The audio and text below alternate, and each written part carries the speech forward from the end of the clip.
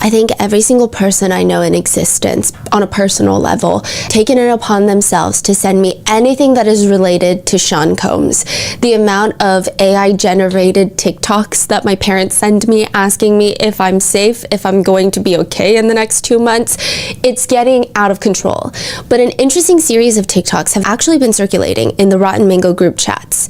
In short, it is always somebody very passionate in front of a camera, seemingly very frustrated because nobody else thinks the way that they think. One person says, "Why the hell didn't Cassie leave? Like, you guys need to stop acting like we have this invisible line in the sand. Like, we're not allowed to ask, why didn't you leave?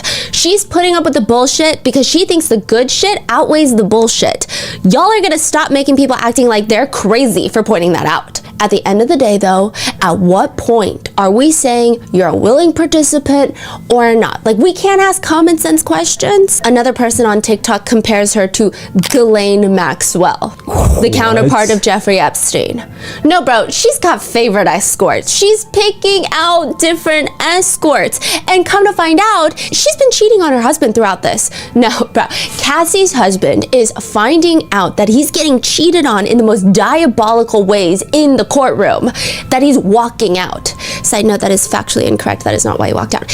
And y'all are acting like this is grape. She was a willing participant. I can't stand how we are framing Cassie as this super victim when she's picking out the escorts that she wants. She's one of the most freaked out people in Hollywood. And y'all think that women just aren't on that? You hear a woman being part of stuff like this and you think, oh, there's no way she could have wanted that. Actually, bro, yeah, she's a ringleader. We saw the text messages. She's setting this shit up. That's so nasty, bro. Everybody up there freaked out, and the women too. Another one is focused on Cassie's husband, Alex Fine, with one TikTok saying, "She cheats on you and he takes you back. Y'all work this shit out, and then years later down the line, you have to find out how and exactly what way she was cheating on you. You find out not only was she cheating on you with one dude, she was getting double, quadruple teamed, and not to mention she had an affair with the man that she said abused her. And then women on TikTok are gonna gaslight you for taking on her bullshit."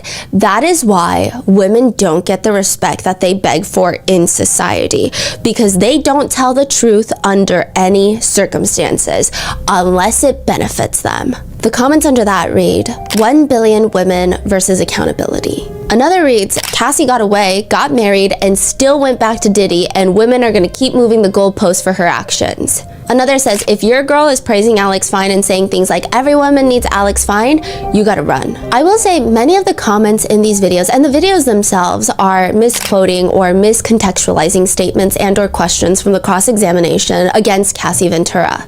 Here is a full recap on the 12-hour-long cross-examination of Cassie Ventura. We would like to thank today's sponsors who have made it possible for Rotten Mango to support the Joyful Heart Foundation. They are working to transform society's response to SADVCA and support survivors' healings.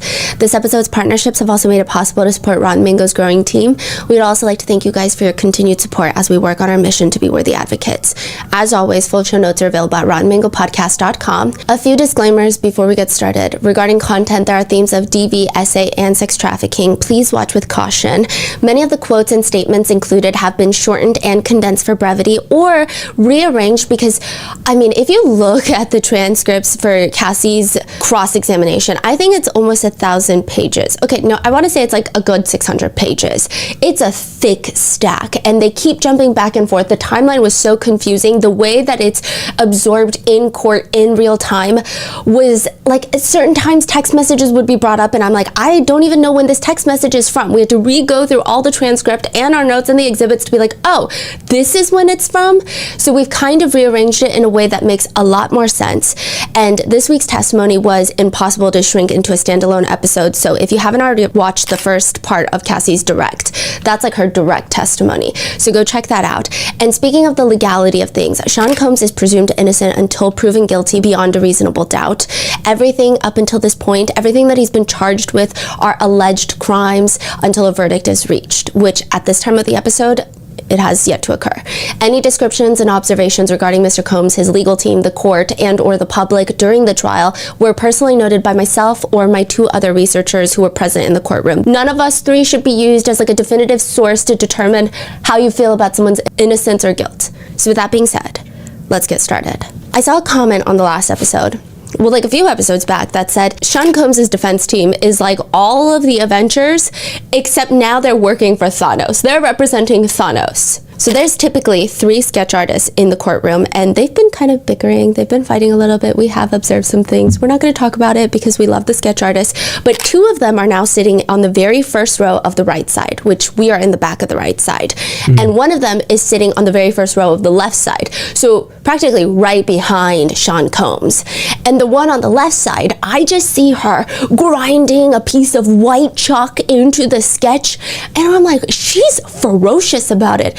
I look over and it's just 3 floating orbits of white hair heads in varying degrees of white. You got Brian Steele, who's got almost a nearly full head of white hair.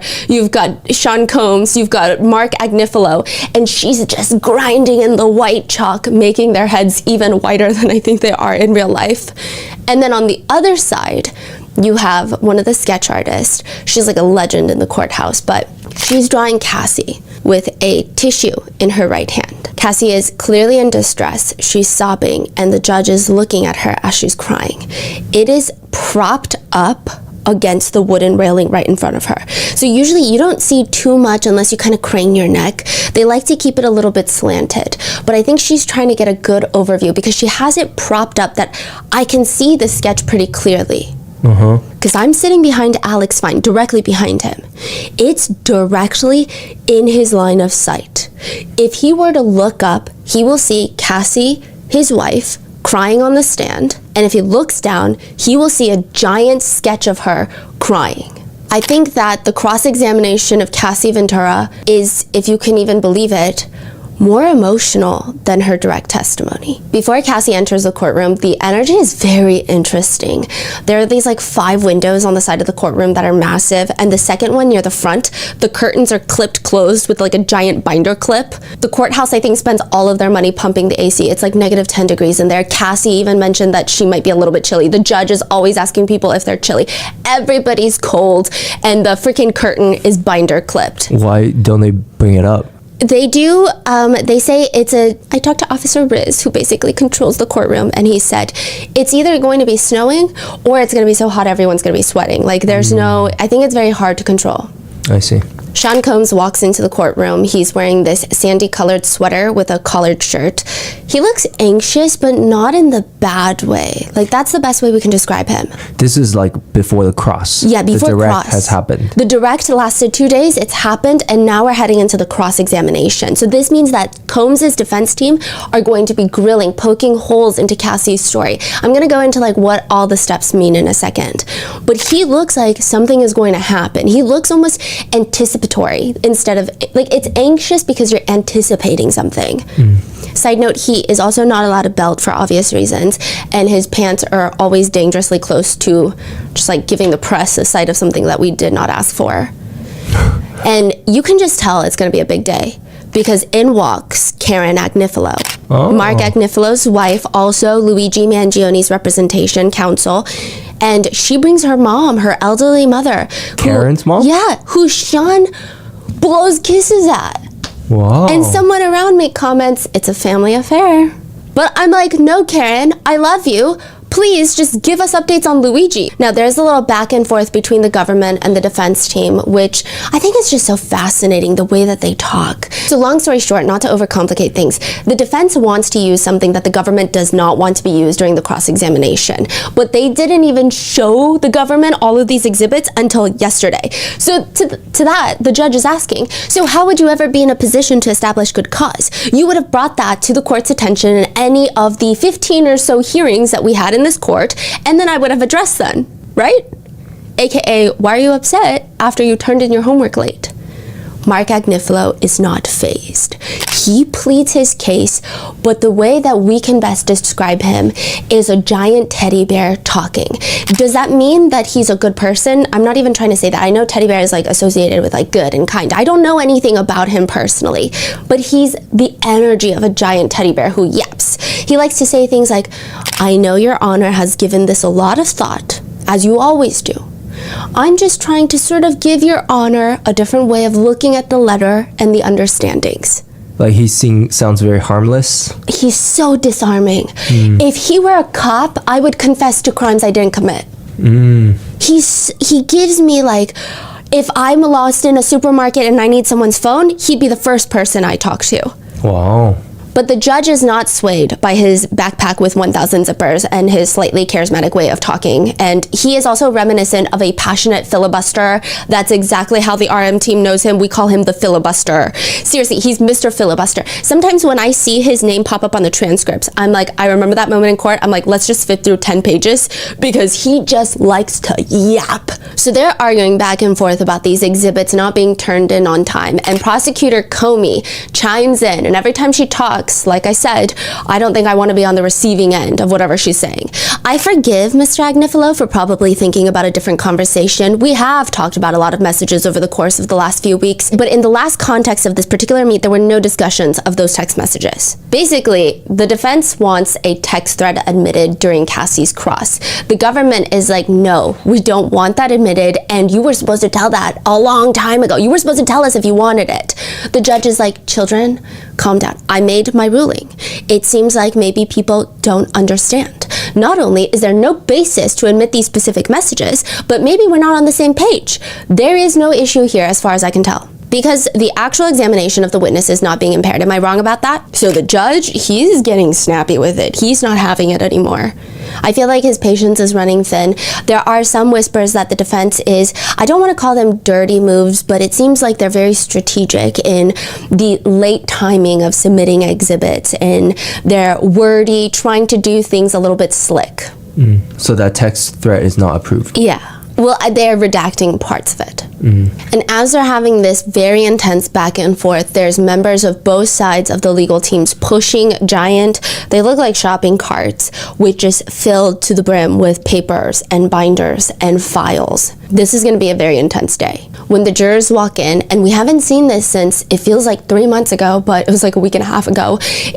We haven't seen this since the very first day of jury selection. When the jurors walk in and Sean Combs is nodding, his body is fully turned towards them, and near his hip height, he has both of his hands near his waist, and he's slowly rubbing his hands back and forth. Like when you're cold, you know how you rub them together to generate heat, but much slower, and he's slightly swaying his body. Even his kids seem a lot more involved today. The daughters are gone. They're back in California. They actually only came for 2 days. The 3 sons are still here, as well as the mother. So Justin Combs, Christian Combs, and Quincy, and Janice Combs, Sean Combs' mother. They're all dressed a lot more casually in their normal attire, and it just feels like they've got something up their sleeves. And maybe they do, because Prosecutor Slavic even tells the judge, basically, the deadline for submitting these documents, these exhibits was a month ago. The defense only submitted 4 exhibits a month ago. Okay? We probably should have raised this with the court. However, last night, right before the cross-examination this morning, they dumped 400 exhibits on the government. Some of these exhibits were incredibly long. They were documents, proposed exhibits of 100, 200 pages. Many of these documents were internally duplicative. Like, AKA just the same portions of the same emails or text threads overlapping with government exhibits, but they have to go through all of them because they have to. This sort of dump of 400 enormous duplicative documents, this is high in efficiency. The government submits there really needs to be a solution so this doesn't continue happening throughout the course of this trial. Wow. Yeah. So that is definitely a strategy. Yeah. Comey even adds in, the government has produced hundreds of marked exhibits on our exhibit deadline, and as we have marked additional exhibits, we have been in real time producing them to the defense throughout the trial. Our goal is to not have this trial by ambush, and our goal is to not waste the jurors' time in the middle of the witness's cross-examination. The judge is looking at the defense like, that's a fair point, but the defense is arguing through Tenny Garagos that this is not a trial by ambush. They're arguing it's the defendant's right that the government cannot prepare her on potential exhibits while she's on direct examination. It's not trial by ambush. These are all documents that they've seen. They have them in their possession for 8 months before we got them. So in terms of fairness argument, it's a fairness for the defendant. In terms of the government, we have gave them everything that they didn't have by our deadline. They keep going back and forth. The judge finally asked Prosecutor Comey, "You've heard what they have to say. What do you want?" She stands up into the mic. "I want their exhibits, Your Honor, and I think they've already marked them and I would like them now. So I want their exhibits now, please." Very firm. And then the defense does something interesting. And again, I don't know if this is a strategy, but they say, "Oh yeah, our paralegal brought copies." And they just have a giant cart full of binders for their exhibits. And Comey is immediately like, "We will also ask for an electronic copy." To which the judge agrees. We are in the 21st century, so let's try to make that happen. Which one could imagine it could be the defense trying to make it harder for the prosecutors. But Tenny Garagos jokes, I do work with Mr. Agnifilo, but we are in the 21st century. And he admits, "I'm a little behind." It's very interesting the way that they're doing this. I see what you mean. It does seem like every single action is calculated with the intention of like delay or just complicate things, make it hard for them. Just everything is part of a strategy. Exactly. And the way that Mark Agnifilo is able to talk to the judge is so fascinating, because this was a conversation that's been coming up over and over again. And even the judge says, "Let me take a step back. Mr. Agnifilo, I thought you were going to take this off my plate." Those were the words Agnifilo told him a few days ago. And he says, "I think taking it off your plate, Your Honor, is going to be a day-by-day process. And I'm going to continue to try and take it off your plate as the morning goes on. I am on an aspirational basis." What? He says, "I aspire to take it off your plate," basically. That 2 days ago, he was like, "I'm going to take it off your plate, Your Honor. Don't even worry about it." And then today he said, "Day by day on an aspirational basis." You know? Yeah. And what's judges like reaction over these type of talk? Just like, what the hell is like, you guys are wasting my time. Like, this is literally his children arguing back and forth. That's why you say his patience running thin. Oh yeah, he went from, I think he's still fair. I think he has way more patience. I was even talking to some of the people that work in the court, and they were like, he's actually one of the most fair judges. Like, a lot of judges won't even let both sides even plead their case like this. They'd be like, "Hey, shut up, I'm going to lunch." So he's very fair. However, he went from being like very, in a good mood to now he's like Logan Roy from Succession, and all of his kids are arguing, and it looks like he thinks they're all dumb. I don't think he thinks that, but is the feeling. When a witness is called into a courtroom, you have the direct examination. You're setting the stage. Now, Cassie Ventura is the government's witness, so the government leads the direct testimony. Then after that, you have the cross-examination. The defense or the other party will question, and the whole part of the cross-examination is to effectively discredit the witness, poke holes in their story, pick out any lies that they can see, and undermine any of their allegations. And then you have the redirect, where the prosecutor will come up and try to repair any credibility or add context to anything that was not perceived well during the cross. Then there's the recross examination, which is to challenge new information provided in the redirect. So a lot of people say that sometimes the cross-examination of a very important witness in a criminal case is the most important thing. One of the most important things. And there's so many rules that some people abide by. Some people say the number one rule is that don't ask a question you don't know the answer to in a cross-examination. Some people say, no, the number one rule is you're going to make mistakes cross-examining, so keep it short. The shorter the time, the less mistakes. Proving 2 points is better than proving 3. Proving 1 point is better than proving 2.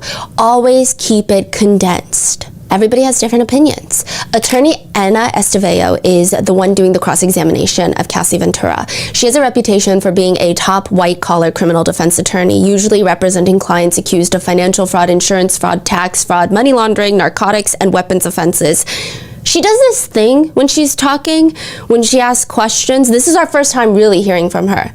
She will pause, let the silence linger, and it feels like she's constructing her sentences in real time. Like there's an invisible Word document in front of her that we cannot see, and she's like deleting words, replacing words. Cassie walks in. The first 2 days of her direct testimony, she was wearing sweater dresses with a coat. The first day was no coat. The second day was a coat. The third day and the fourth day, she shows up in blazers for the cross-examination. And it was just so interesting to see her very distinct shift in her clothing. She shows up with her blazer, and Estevao takes the podium. She's got very interesting body language. Now, her arms are tightly crossed, like very tightly crossed. I can see her shoulder blades peeping through her blazer in the back. Or her arms are flexed forward in front of her, just straight flex. There's no give in her elbow, and she's like gripping her pen tightly. Good morning, Miss Ventura. Good morning. You and Sean were in love for 11 years, right? That's her first question. Yeah. During that time, you loved him? I did, yes. And you believe that he loved you as well? Yes. Sean, that's the name that you used the past 2 days in the courtroom, right? Yes. That's the name his mother gave him? Okay, she's like trying to humanize him. We all have government names. And that's a part of what made your relationship with him special, is that you knew the real Sean, right? I believe I knew a real version, yeah. This part is so strange to me. I thought it was odd. And you always knew how special you were to him, right? No, I don't think I always knew. You sometimes knew. Sometimes is fair. You frequently knew. Sometimes you wanted to keep Sean's trust. Yeah, and you earned that trust. I don't know, but I wanted to earn it. You did earn it. I did earn it, yeah. It's just very weird. I think it's weird because these cross-examinations always feel like some sort of power play. I feel like the first few, I don't know, maybe even 10 minutes, it feels like trying to establish dominance is the feeling. And maybe I'm looking too much into it, but it's like they're trying to control the conversation and put the witness in a specific mode of answering. So like even this, I'm like, I don't really know what it did for the jurors. I don't think it proved anything in like the defense opening statement. Like earning his trust, I don't think that has anything to do with racketeering. So to make him happy, you told him that you wanted to do freak-offs, right? No, there's a lot more to that. I'm sure we'll get there. In front of Ana Estevao is a binder with all these papers, and it seems like every page has a different post-it sticking out of it. It looks like a highly annotated, at least 2 books of the ACOTAR series. It's like a thick binder. And the whole time, Tenny is just passing more post-its. These defense attorneys are keeping the post-it company in business. The amount of post-its after the cross-examination, I want to say is like 3 inches high. Whoa. So there are a lot of text messages brought into evidence from the defense, and they start off a bit more normal and get more intense as they're released. In one text message thread, and this is all to establish that Cassie, more or less wanted it, is what the defense is trying to argue, that she was not coerced into these freak-offs. In one text thread, Combs texts Cassie, "It makes me so happy that you would fly to Atlanta just to see me. I'm truly a lucky man. Love you, missing you, can't wait to hold you." Estevao as Cassie read her messages out loud in the courtroom. "I'm a very lucky woman, smiley face. I'm a very lucky woman. I miss you so much. I'd fly wherever you needed me, whenever. I love you, Cass." I think being in that courtroom, one thing that Estevao did that I felt was more impactful than Prosecutor Johnson is she got herself and Cassie to read the messages out loud like a text thread. So Estevao would read Combs' messages, Cassie would read Cassie's. Now, Prosecutor Johnson did too, but a lot of the times it wasn't super clean cut. It was always like, then he responds, and then what do you say afterwards? So there was a lot of break in the flow.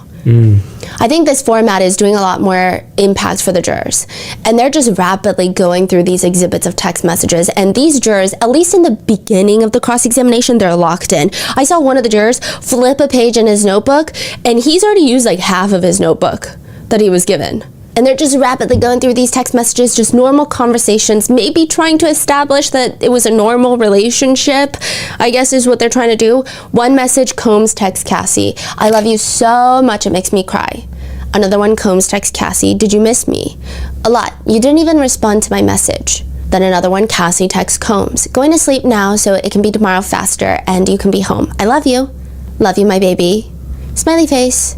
"I love you so much it consumes my life. How did that happen?" Cassie responds, "I don't know. I wonder the same thing for myself all the time. Like, who was I before we decided to be together? I never knew it could be like this. How do you have me this way?"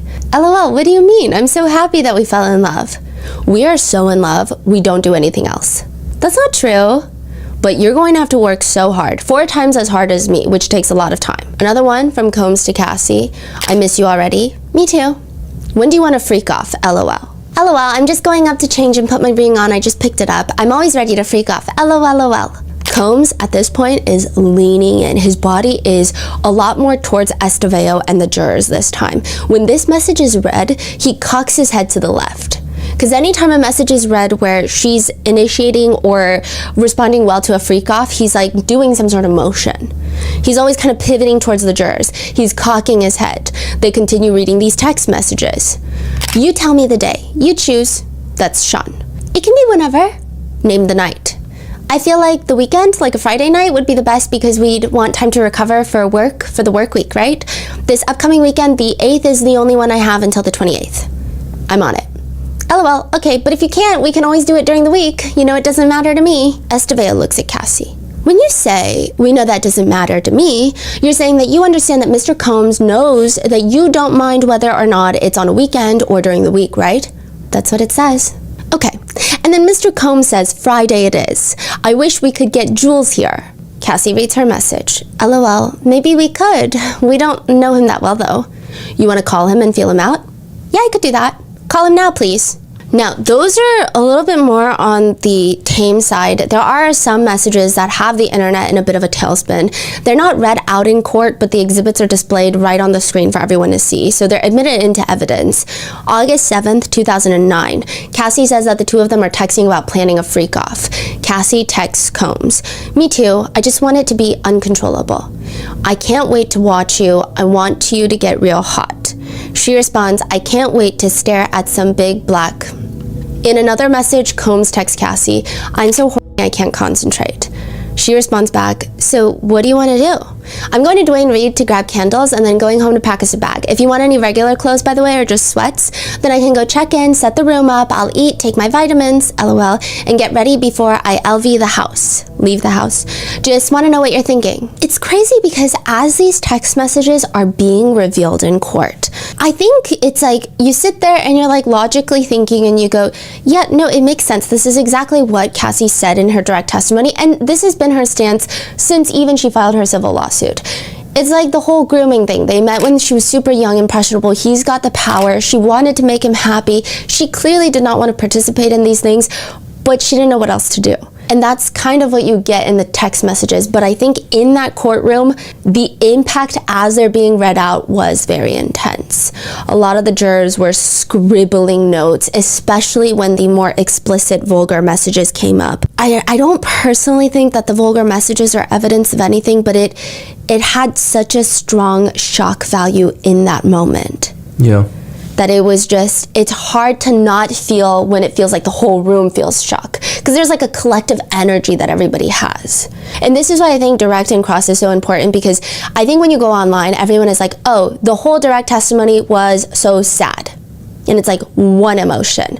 But then when you're in that courtroom for the entirety of the 15 hours that the direct testimony is, there's so many waves of emotions. And even if you're sad, if the prosecutor is asking maybe not the right questions, it's very easy to see that jurors are falling asleep next. And then people get sad. And then people fall asleep. It's like the weirdest thing. Now, one text from 2009, Sean texts Cassie, I'm so horny. Estevao asks her, and you received that message, and in response, what do you say? Oh my God, I was about to text you the same thing. Sean responds, how are you feeling? Talk to me. You're supposed to be seducing me all day. LOL, I'm sorry. I'm nervous. I feel like I want to fuck. Another text thread that is exchanged between Cassie and Combs a few days before the Intercontinental Hotel incident. So this is them preparing for a freak-off in the Intercontinental. What? Cassie messages Combs, I want to spend time with my baby. Okay, well, let me know either way so I can plan my night. Love you so much. You look so sexy today. Hello? Well, hit me when you have time. Thank you, baby. I love you so much, and you look so sexy today. So what are you planning to do so I can plan the rest of my night? Baby, I want to FO so bad, but I don't want to fuck myself up. What am I to do? After the messages are read out loud, Estevao lets it sink in for a second. So at this point, this is the 5th text message to him suggesting that you guys get together, right? Sure, yeah. And after he was asking you multiple times what you wanted to do, it was up to you, right? Yeah. And he again says, what would you want to do, right? And then you say, I don't want you thinking I don't want to, right? So after this, she's like, I don't want you to think that I don't want to FO. Yeah. As in, you don't want him to think that you don't want to have a freak off. Correct, because he's been asking me over and over again. After you have asked him over and over again. Yeah, I guess. It's just like, you know, when you're with somebody, you know how they speak and you know what they mean when they text certain things. It's like that. Estevao mentions that Sean texts back, "Thanks, babe. I love you. You look beautiful. Proud of you. Have a great day." And then no response. "What are you doing? I just got out of a spiritual therapy session. What are your plans?" With the messages up, Estevao says, because at this point, he's asking you what you want to do, right? Because at this point, you have proposed a number of things. You've proposed a freak off. You've proposed going out with your girlfriends. You've proposed just being you. I'm assuming that means staying in, right? This is the message at the top where you say, "Baby, I want to FO so bad, but I don't want to fuck myself up. What am I to do?" Right? Yep. And this is the one that you were asked about in your direct testimony, right? Yes? And this is the one when you were asked why you sent this message, right? You said you were doing damage control because you didn't want him to ruin your movie premiere. Because you remember, after the Intercontinental Hotel incident, she's got a movie premiere where she had to put a lot of makeup on, and that's the same one where she's like asked about, "Oh, how was your chemistry with your co-star?" When she's like, he's a friend, he's a great friend. And that Terrence had great hygiene because this kiss. You guys kissed. Terrence was cool. Terrence is fine. It's out there for the ladies. Like, Terrence is fine. Playing his love interest. I mean, you guys definitely were believable as, you know, a couple of sorts. I don't want to give too much away. No, you know, we're friends at the end of the day. And that is very awkward when you're just friends with somebody and you're not in love. But we're comfortable with each other. So it was cool and it was easy. And he's just been such a supportive person in the whole making of this situation. So. And at that point, Mr. Combs has sent you a number of loving messages, right? Right. And he's participated in a promotional event for your movie, right? A luncheon. I think he just came, but yeah, he came. That went smoothly, right? Sure.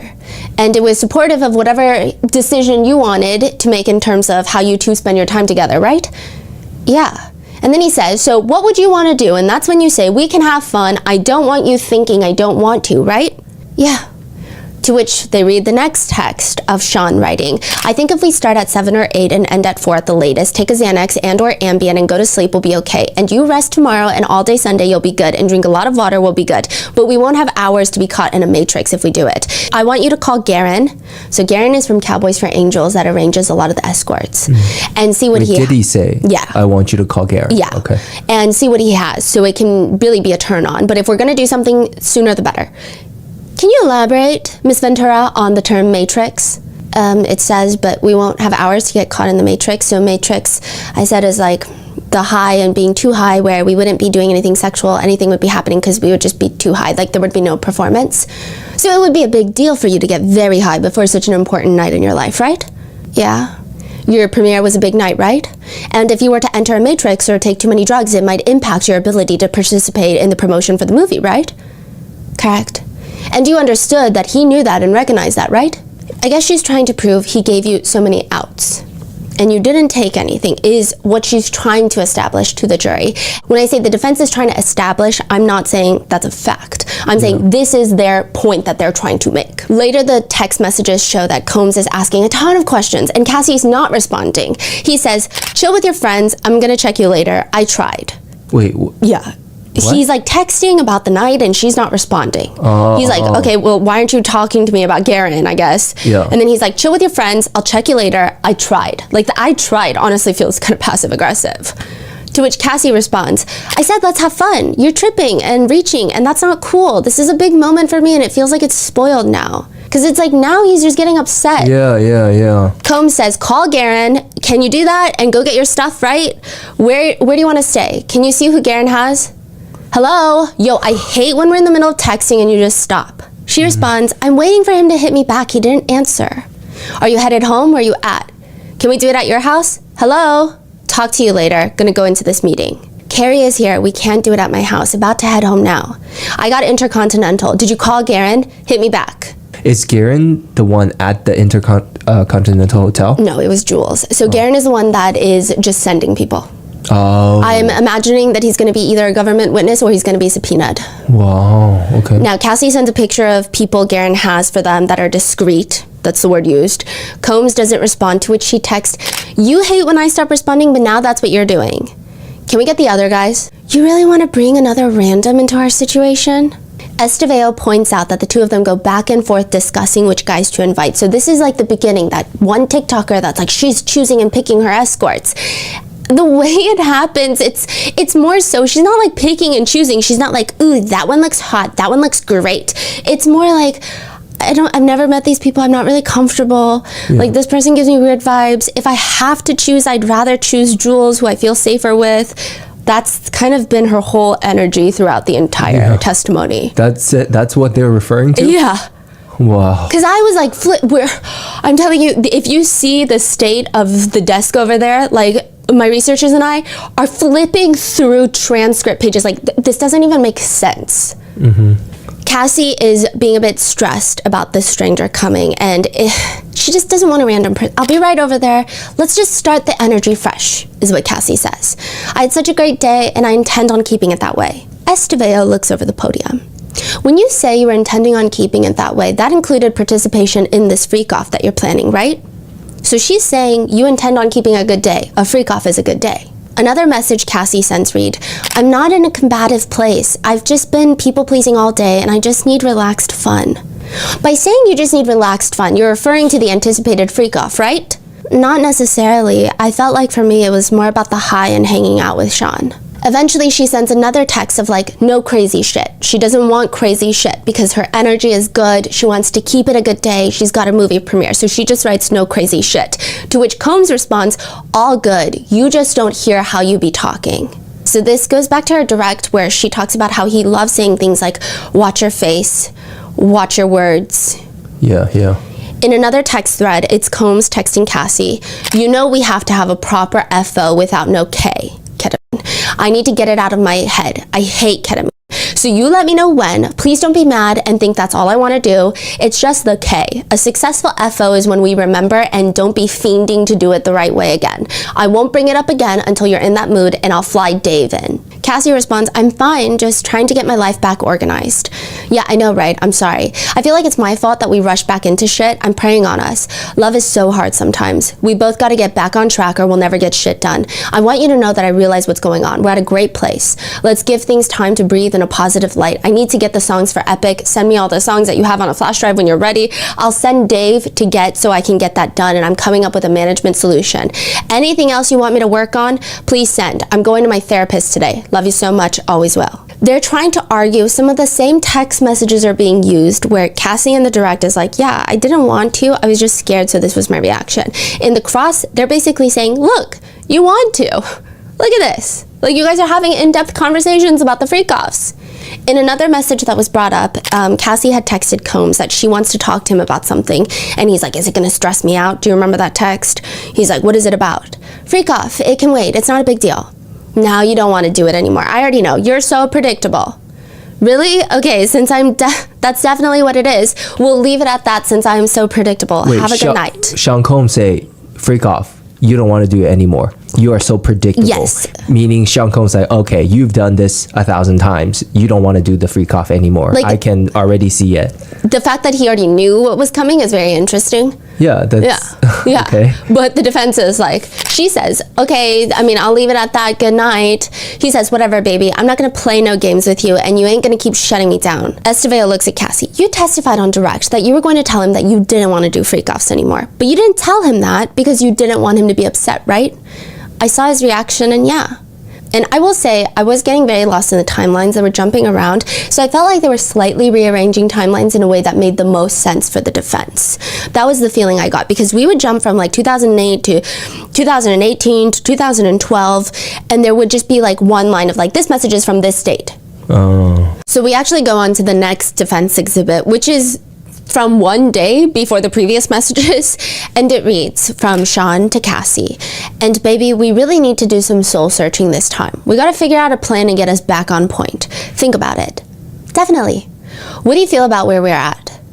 What do you feel about us? I think it's more than missing you. I'm talking about us. I know, I'm the happiest when I can feel your love, and I haven't felt it lately because I know that you don't really want to be around me. I know that I need to work on being nicer, less moody, and more like your woman. I just think that things haven't been able to turn around because we haven't given it any time to breathe. We just keep getting pushed backwards. I believe that our love has no bounds. I'm 150% sure that you're the man that I want to be with, and I want to be that woman for you too. Yeah, that's probably, you don't know how much it is to be with you. I think he means with you. You're insecure and you don't know what it takes to take care of me. I over so much, but I think he's trying to say, I still love you. I don't know. His texting is kind of the most insane thing ever. I just know that I love you and I'm trying. So it sounds like they're on the phone briefly before Cassie texts back. Freak off with a girl. She just texts him back. So Freak out with the girl. That's it. What makes you want to do that? Estevao is trying to establish that the day before she was asking for a freak off with the girl. And then the next day she states in her direct that she was going to tell him that she no longer wants to do FOs, period. So she's trying to establish it's a little bit weird.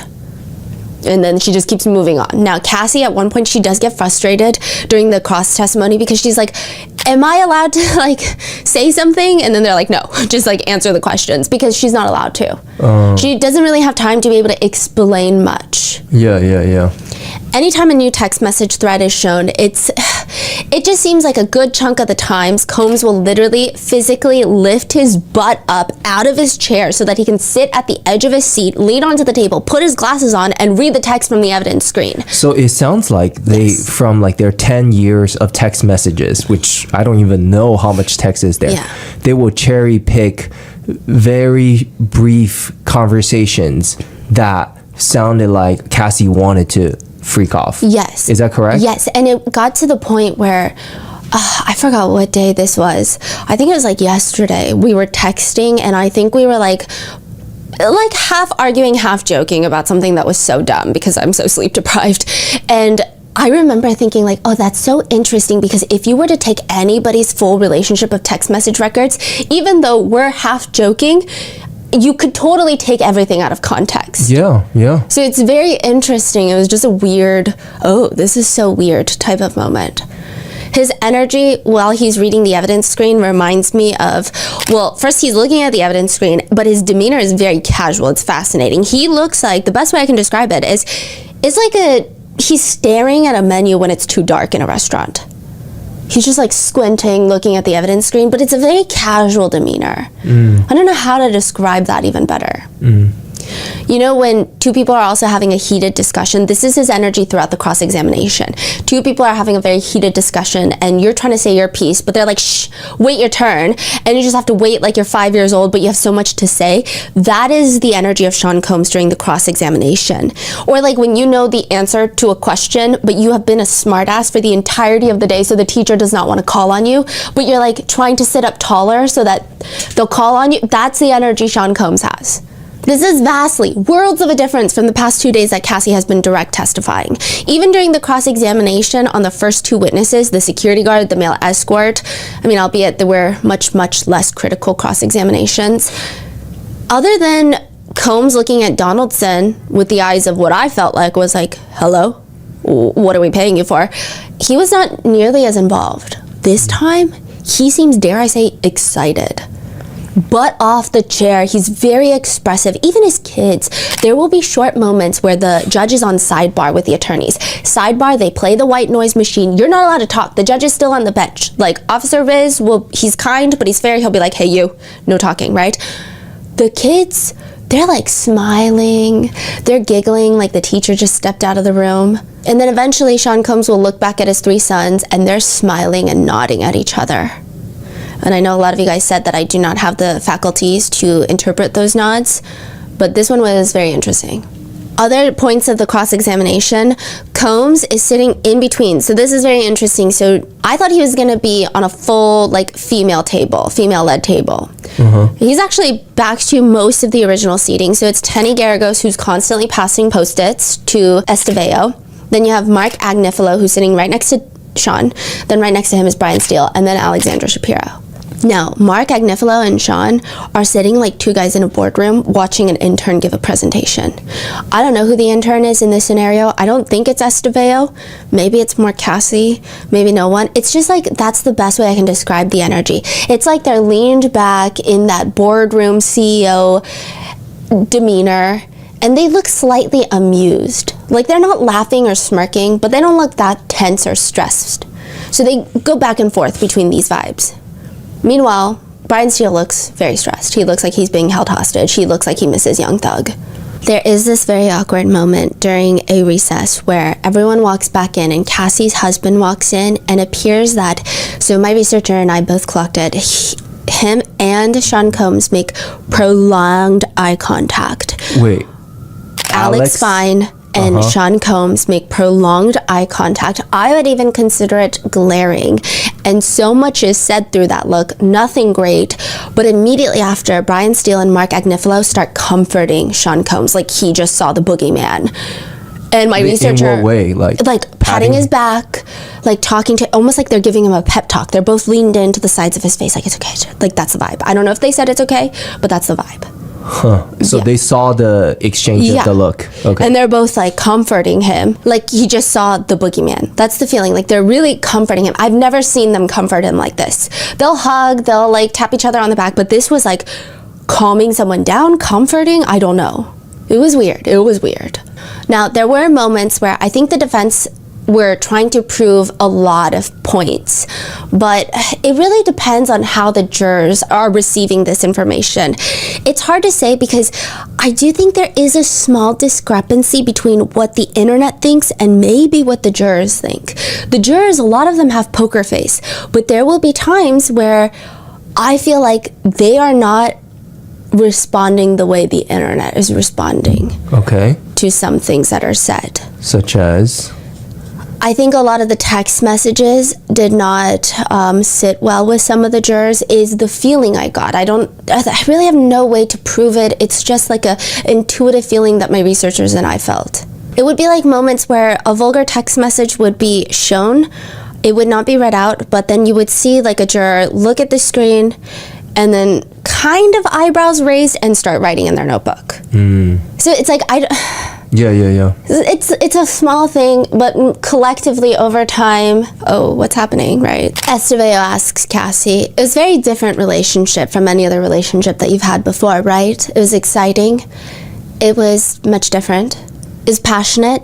There was passion, yes. And it opened up your world tremendously, right?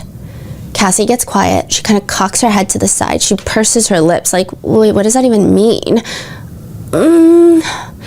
There's not really a yes or no answer to that one for me. Did it open up your world? In a different way, yeah, I'll say that. The defense pulls up an exhibit, a text message from October 14th, 2007. Estevao mentions, can you read from this or would you prefer if I read it? You can read it, I can read it. It's kind of making me giggle because it's from 2007. I know, we're taking you back. You can do it though. Estevao starts reading Cassie's message out loud.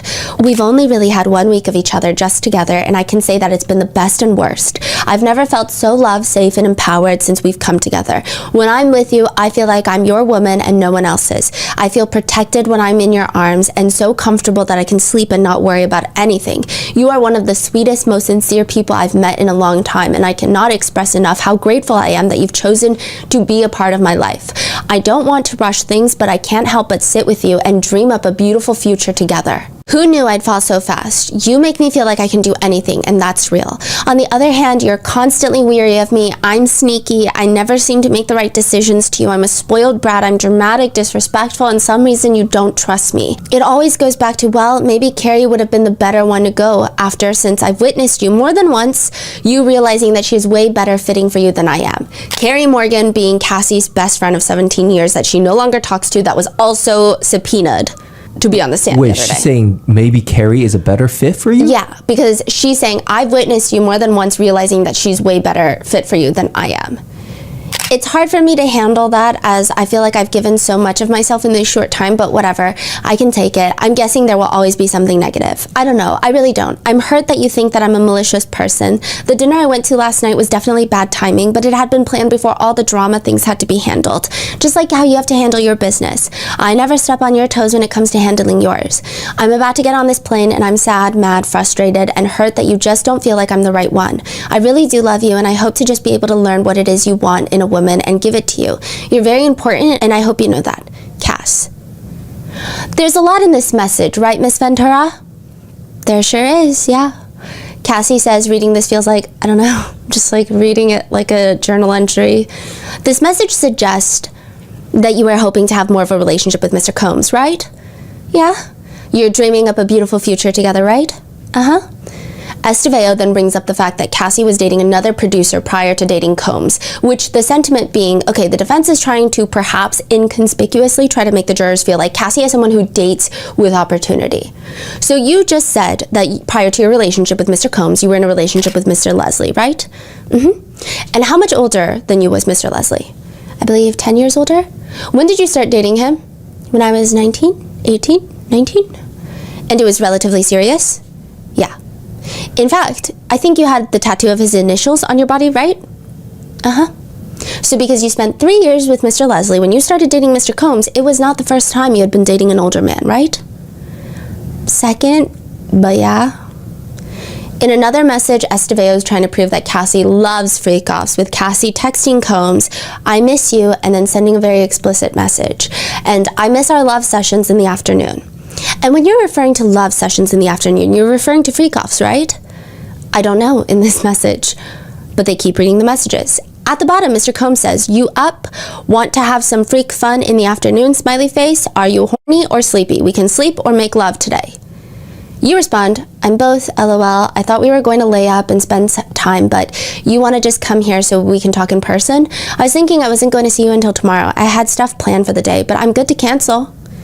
Cassie says she doesn't remember this conversation at all, but continuing on, another thread where Cassie texts Combs, "I'm just gonna lay by the pool for some fun if it's cool. Wish we could have FO'd before you left. My period is over, sad face." Estevao continues, "On that page, Mr. Combs is not initiating the freak-off conversation, right?" "No, not in that one." Later, Cassie mentions that sometimes if she had a big event coming up, like her movie premiere, she would offer a freak-off as pre-damage control. He would just have made it miserable for me. I never really had like the chance to or opportunity to enjoy the things that I'd worked really hard on. So I just felt like I was just trying to play a balancing act a bit. Estevao starts relatively grilling Cassie. "And it wasn't only sex that you were doing in the hotel, right? Having in the hotel?" "Right. You were also listening to music, hanging out?" "True. In fact, I believe part of the reason you wanted to participate in the freak-offs was to have your time with him, right?" "Yeah. And it was a special time that you cherished, right?" "Right." I think in proving the fact that Cassie wanted the freak-offs, which is what the defense is saying in the opening statements, that's the fact that they're trying to prove to the jurors. I would say, I think emotionally the explicit messages probably had the most impact on the jurors. And then a lot of these other side messages, it's like you could really go either way depending on the juror. Because, I mean, in the direct, they also brought up a lot of text messages where she's initiating freak-offs. So it really just, like, depends on, I guess, the juror, because it doesn't matter what we think. It matters what the 12 jurors think. A big point of contention that was mentioned in the defense opening statement as well was the fact that the freak-off videos that the government got possession of, they received through Cassie's computers and her electronics, not Sean Combs's, insinuating that she had the power, that she was the one in the control. She did not fear blackmail because she was in possession of said blackmail. Cassie texts Combs, "I just deleted our little video off this camera. It was so dope." He says, "I'ma do it again." Estevao looks at Cassie. Does that suggest to you that he was referring to taking another video with you? I would think so. I just don't know what we're talking about exactly. I will say in court, it just feels like they're constantly showing her 5 million things to refresh her memory that we're not allowed to see. So the jurors don't see it either. They're not entered as evidence. So what, are they showing them text messages? Yeah, they're just showing Cassie a bunch of things. She has to sit there and read through a bunch of things. And then they're like, "Do you remember that day?" It was just not well prepared is the feeling. I don't know. She's going through text messages, not in any sort of chronological order. At one point, she's confused about the timeline. She's getting very frustrated with this timeline because they just keep grilling her on questions. And she's like, "I don't even know when this is from. I don't even know what we're talking about." Yeah. Estevao continues about the videos. Do you think that is a strategy or no?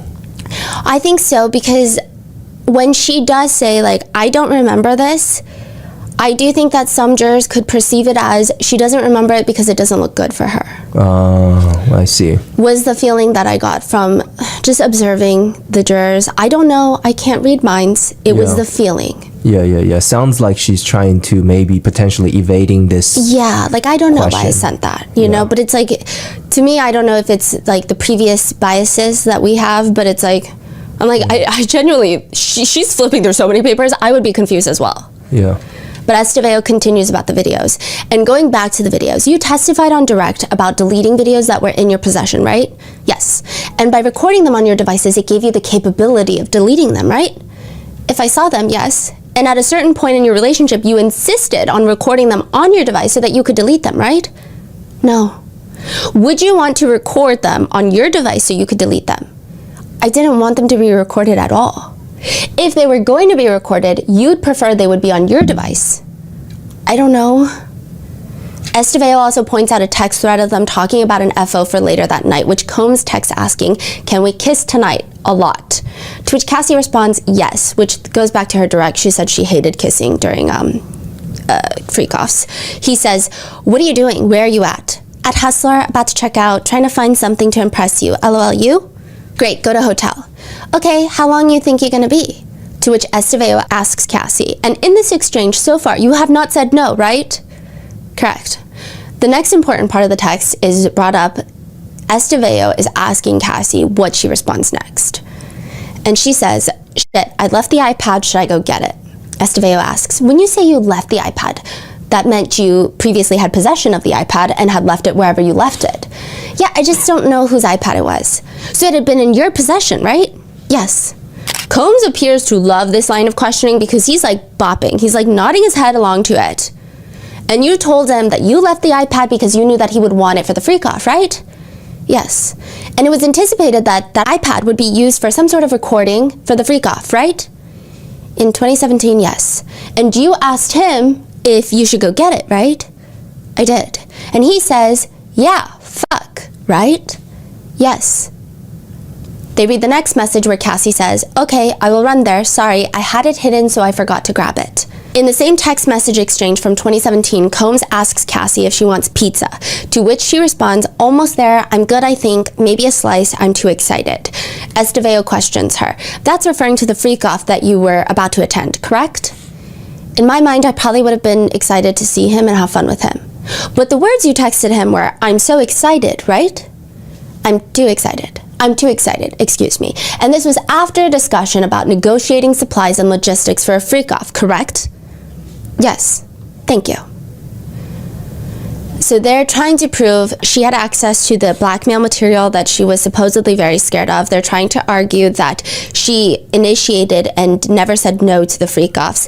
And now they're trying to bring in jealousy, which was a huge part of their defense opening statement. They were saying even a lot of the violence and the toxic relationship between Sean Combs and a lot of his they say like girlfriends and romantic partners, prosecutors say victims, right, is through drug usage and jealousy. So much jealousy. Okay, so like the materials, right? Like let's say she has it on her device, which is fine. That still doesn't mean that she wants this to be out there. So let's say if someone else saying, "Hey, I'm gonna spread this video," that's still blackmail, right? I think the defense is trying to argue that he couldn't even do that because she has possession of the iPad. No, but he said he has it too. He has texted her that, "Hey, I'm gonna send those videos." So he did say that he will spread the video. But I don't know. That's just what they're arguing. Okay. Yeah, I am trying to keep give you the flow of what happened in the courtroom, right? Right. I think the point they're saying, "Oh, you have the video, so it's not that he wants to blackmail." Exactly. Right. But to me, it's like that doesn't correlate to being blackmailed just because I have this video.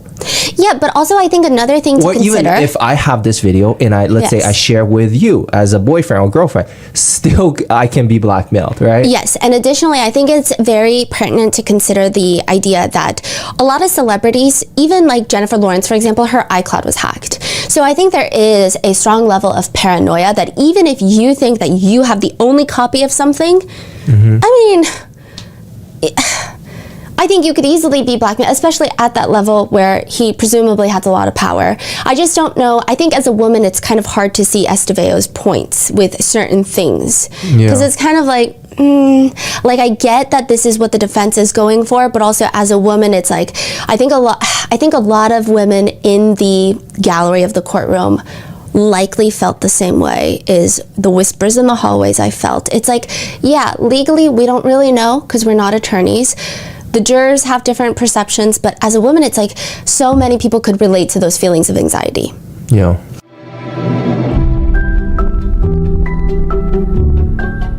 This episode is sponsored by Acorns. The best piece of money advice I ever received was time in the market beats timing the market. But where do you even start? That is where Acorns comes in. Acorns is a financial wellness app that makes it easy to start saving and investing for your future. You don't need to be rich. Acorns lets you get started with the spare money you've got right now, even if all you've got is spare change. You don't need to be an expert. Acorns recommends a diversified portfolio that can help you weather all of the market's ups and downs. You just need to stick with it. And Acorns makes that easy too. Acorns automatically invests your money, giving it a chance to grow with time. Sign up now and join the over 14 million all-time customers who have already saved and invested over $25 billion with Acorns. Head to acorns.com/rotten or download the Acorns app to get started. Paid client endorsement compensation provides incentive to positively promote Acorns. Tier 4 compensation provided. Investing involves risks. Acorns Advisors LLC, an SEC registered investment advisor. View important disclosures at acorns.com/rotten.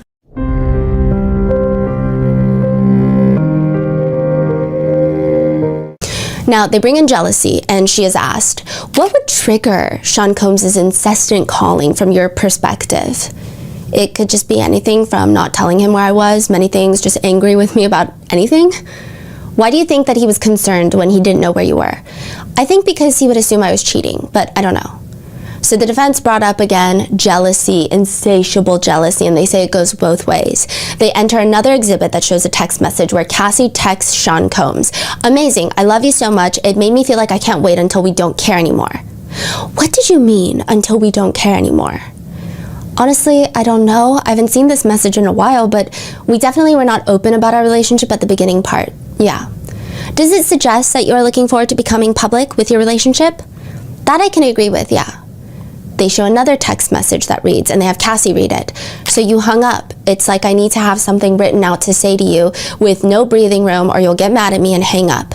I haven't talked to you at all. I know you can take 3 minutes out of your day to talk to me and you don't even try. You're in too much of a rush to get me off the phone. That's not being in a relationship with somebody that you love and are in love with. I'm really hurt by the way you deal with me. I don't need your money. I need some attention. I'm thankful, but I can pay for these things myself. Another one from July 2nd, 2013. By this point, they have been together for a good amount of time. So this is like later. A lot of the messages are from like 2007, 2008. Yeah. So 2013. She texts him, as much as you think that you're Bruce Willis. Now, side note, Bruce Willis has a very healthy relationship with his ex, Demi Moore, whilst raising their kids together, even though they both have new partners. She's like, you think you're Bruce Willis? You aren't. He's married, and before he was married, the family as a whole went on trips together. So she's saying he's married the new love of his life, and even like before that, the family went on trips together as a whole. Or just him and his women. Eddie Murphy and Paige took his kids away on their own. He didn't go with his ex because that's not who he's in love with. I've been at the edge of tears this whole week. I don't think that you sympathize with my feelings. I understand you feeling like you need to protect your children, but after a while, it's like, for what? They've never known you and Kim to be together, unless there's something I just don't know about. They were babies when we started dating. If Chance can go away with her dad and not her mom, so Chance is the daughter of Sarah Chapman and Sean. I think the other kids can too. The more time that goes by, the harder it is to understand. I'm here, I'm ready to be that woman, and I'm in a constant fight because you won't ever allow it. This isn't what I want. I can't be that woman this way. I'm bracing myself for pictures that are going to break my heart. That's where my head is at. So Cassie explains that she's frustrated because a lot of the holidays she couldn't spend it with Sean. Kim Porter and the family would all go off. But a lot of the times it's not even like Sarah Chapman would come, is her argument. Like, you keep saying that it's because the kids need Kim Porter, but they never thought you guys were like in a happy marriage. So she's just saying, like, you're making excuses and I'm getting upset. Estevao looks up at her. Miss Ventura, you were upset that you weren't integrated into Mr. Combs' family life, right? Yep. That you didn't get a chance to form a relationship with his children, correct? Correct. You'd been together with him for years at this point, right? Almost 7 years here. When you would see photos of him and Kim Porter, that would be extremely hurtful, right? Not always. If you saw them on social media when he was on vacation with Kim and his kids together, that was a little heartbreaking, right? It could be. You just didn't want to be a part of his sexual fantasy, right? Because, you know, there's this point of, I feel like I'm just for freak-offs. Right? Mr. Combs texts back, man, I'm going to spend time with my kids. I'm sorry you feel that way. I won't let no pictures be taken. She responds, well, I hope that you enjoy the kids. I don't trust that after the type of sexual relationship you've had with me, you had with her and have in the recent past. Today I texted you that I wish we could have FO'd before you left, by the way. I think this part is just sad, but all good. That was what I didn't get to say. I'm done venting. Thank you for hearing me out somewhat. Hope you don't shut your phone down like you said you were going to. That would really break my heart. I won't. And you still have no response to what I said about an FO, ? I think this has been interpreted some different ways. Some netizens feel like it's her initiating an FO and like using it as her own power play. A lot of other netizens think this is just really sad. It's clear that she knows that's what he wants to use her for. And in these moments where she's expressing sadness, she pulls back so quickly. She doesn't even double down. She's like, by the way, if you're interested, you know, so it's been interpreted differently depending on who the person is. Another text message chain reads, Combs starts off by first saying, the things I want to do for you and to you, I want to be nasty for you. I want to do what you want me to do. I want to make you finish more than you've ever finished. I want you to feel safe to let go. The pause is in the courtroom. Can you begin reading your response, Miss Ventura? We'll take it one line at a time. When was this text from? Do you remember? Probably like 2012, I want to say. Okay. Can you begin reading line by line? I like that, I want it, and I want to give you the same. I just think that I have to trust you beyond just being sexual. Do you know what I mean? In order for me to be more open with the things we do in bed, I need to feel safe, like home, like this is my husband, and this is the only man that will ever see this aggressive sexual side of me. I will say that Estevao does a relatively good job at incorporating pauses. Again, sometimes it's to craft her next question. Other times it feels like it's intentionally done to let some of these messages sit with the jurors. Now, Estevao asks, does this reflect a communication between you and Mr. Combs that you want him to be the only one that he's doing these things with? Withdrawn. She withdraws her own question. And then she asks, it reflects that your acceptance of doing freak-offs with him is that it's like home. This is my husband, and this is the only man that will ever have this aggressive sexual side of me, right? Am I reading that correctly? Prosecutor Johnson leans in. Objection. Sustained, which means rephrase your question or move on. Sustained means that's not a good question. Overruled means you can re-ask that question and it should be answered. Estevao has Cassie read the rest of the message while she reads it to the court. The last time was a mistake, but since has made me feel a little dirty and grimy as opposed to sensual and spontaneous. That's the only reason why I go back and forth in my mind with wanting and not wanting to do it. When we used to freak off when we were so in love, there were no questions asked. It felt right. Like it literally made sense for the next step of our sex life together. I get nervous that I'm becoming the girlfriend that you get your fantasies off with, and that's that. I don't get the other part anymore, at least. When you sent that message, were you afraid that Mr. Combs was only seeing you for this in this way and that you were only fulfilling that part of his life? Again, I don't remember this message specifically, but at the end of it, it sounds like that, yeah, like I was worried about that. And that your hesitancy was that you were afraid that you would just become the girlfriend to get his fantasies off with, right? That you wouldn't be his true, full girlfriend. That's a way to look at it, I guess, yeah. You say that you go back and forth in your mind with wanting and not wanting to do it, right? Yep. And you say, that's the only reason why I go back and forth in my mind, right? That's what it says in the message, yes. Because at the time, you were afraid that you were being treated as someone who could just get his fantasies off with, right? That was a concern. So they're trying to establish that the only reason she didn't want to do freak-offs was because she's concerned that that's all she's good for. So that's the point that the defense is trying to make. And you were still not public in your relationship with him, right? Correct. And so it was a fear that you would never be his public girlfriend, right? I guess that was something that was thought about. It wasn't a huge fear. It was kind of an understanding we had more so. Estevao even brings up that Combs once left a freak off in a hotel room with Cassie to go see Kim Porter in another room. Were you jealous of Miss Porter? I had some jealousy of Miss Porter, yeah. There were periods during the holidays when you learned that Mr. Combs was spending time with Miss Porter. I always knew that, every holiday. And did that upset you? It did, yeah. And do you recall a time in April 2014 when you learned of someone named Gina?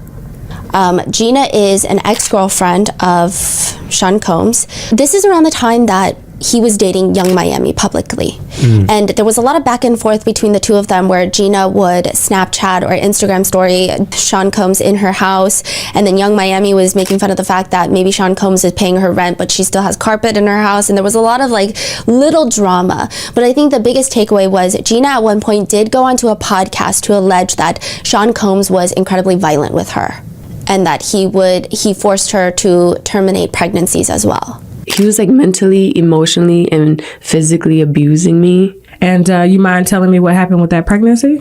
He was like, "You're gonna get an abortion, right?" And then he offered me $50,000 to get rid of it, but I turned it down. So Gina does come up a lot in this. When Gina comes up, the way that Combs is sitting is like a teacher's pet. Like, I want to answer the question. Like, pick me vibes. Yes. Cassie says she found out through social media. And what was your reaction to that? I was really upset. Cassie says that Sean just denied it to some extent. And in fact, he did not break it off with Gina, as you were led to believe, right? Yeah. And did that upset you? At the time, yeah, it did. Cassie admits, yeah, it led to arguments between the two of them. Were there many women that you saw on social media who claimed to have relationships with Mr. Combs? Not many, like a lot, but not crazy. But you reacted when you saw on social media that Mr. Combs was with some other female, right? Yes, mainly Gina. Was Gina the main problem in your relationship? I would say so. Was Mr. Combs consistently denying his relationship to Gina with you? For the most part. And how did that make you feel? Not great? She says she finally drew the line when she saw a video of Combs at a music conference literally trying to hide Gina off to the side. And she does somewhat corroborate this in a podcast that has now since been deleted. Gina said in a podcast she went to, I believe it was French Montana's birthday party, where Sean Combs allegedly had her sitting behind like a poster board. Do you remember that? That said like happy birthday, or no, I think it was Meek Mill. It's either Meek Mill or French Montana. I think it's Meek Mill. Yes, and then she like leaned over while Sean Combs was bent over. I'm sorry, forgive me. This was like months ago, okay? And I think she had said like, happy birthday, Meek. And then she said that she was physically assaulted in the car that night. He like grabbed my hair and like cussed me out. And then when we got to the hotel, it got even worse. He took one of my heels and tried to throw it at me. And then he like mushed my face and like really hard and made my nose bleed. To which Estevao says, and he was telling you that you were, if not the number one girlfriend because of Kim Porter, the number two, right? October 13th, 2012, Combs texts Cassie, you ready for tonight? Yes. I just gotta get stuff. You got all you need? Man, you had all day, all day. It's always something, one day. Wait, what? So it seems like he's getting agitated that she still needs to pick up supplies for the freak off. Oh. Yeah. I don't know why this was shown, because I was like, I don't think it's making the point that you wanted to make. Yeah. I'm sure there's like a legal point that they're trying to make, but there were certain points where I'm like, the point was not made. I feel like it went the other way. A few months later, Combs texts Cassie. I said, answer the question. What am I doing? What am I doing disrespectful in the picture? So clearly, Cassie is upset about some sort of picture. And he said, what am I doing that's disrespectful? You're making me look like a side piece, and that is not what I thought I was. And you won't come to bullshit. We'll all have a great time because for 2013, I'm not on any okie dokie bull. It is what it is. I am who I am to you, and I'm clear. We'll have a good time no matter what. I'm having a ball. I'll be happy with you no matter what. I'll treat you as a king no matter what. Estevao asks Cassie, you're concerned that you're looking like a side piece. What do you mean by that? Not a main girlfriend? And that upset you, right? Apparently so. Because you wanted to be the main girlfriend, right? I thought I was. I just don't know what we're even talking about, though. He's talking about a picture. I don't know what the picture is. Estevao ignores her. You testified on direct that you were insanely jealous, right? I did say that, yeah. Side note, this is what was said during direct. Cassie says more or less there was a lot of cheating in the relationship. She says there were times she saw other guys, he saw other women, and she said, I was insanely jealous, but also super young, didn't get it at all. But I was definitely, young and jealous. When you say that you didn't get it, what didn't you get? So this is Prosecutor Johnson during the direct. I didn't get that he was him. As he would say, I'm Puff Daddy. And Puff Daddy has many women where, he likes the company of women. And I had to just really learn that over time, despite what he would tell me, just between us.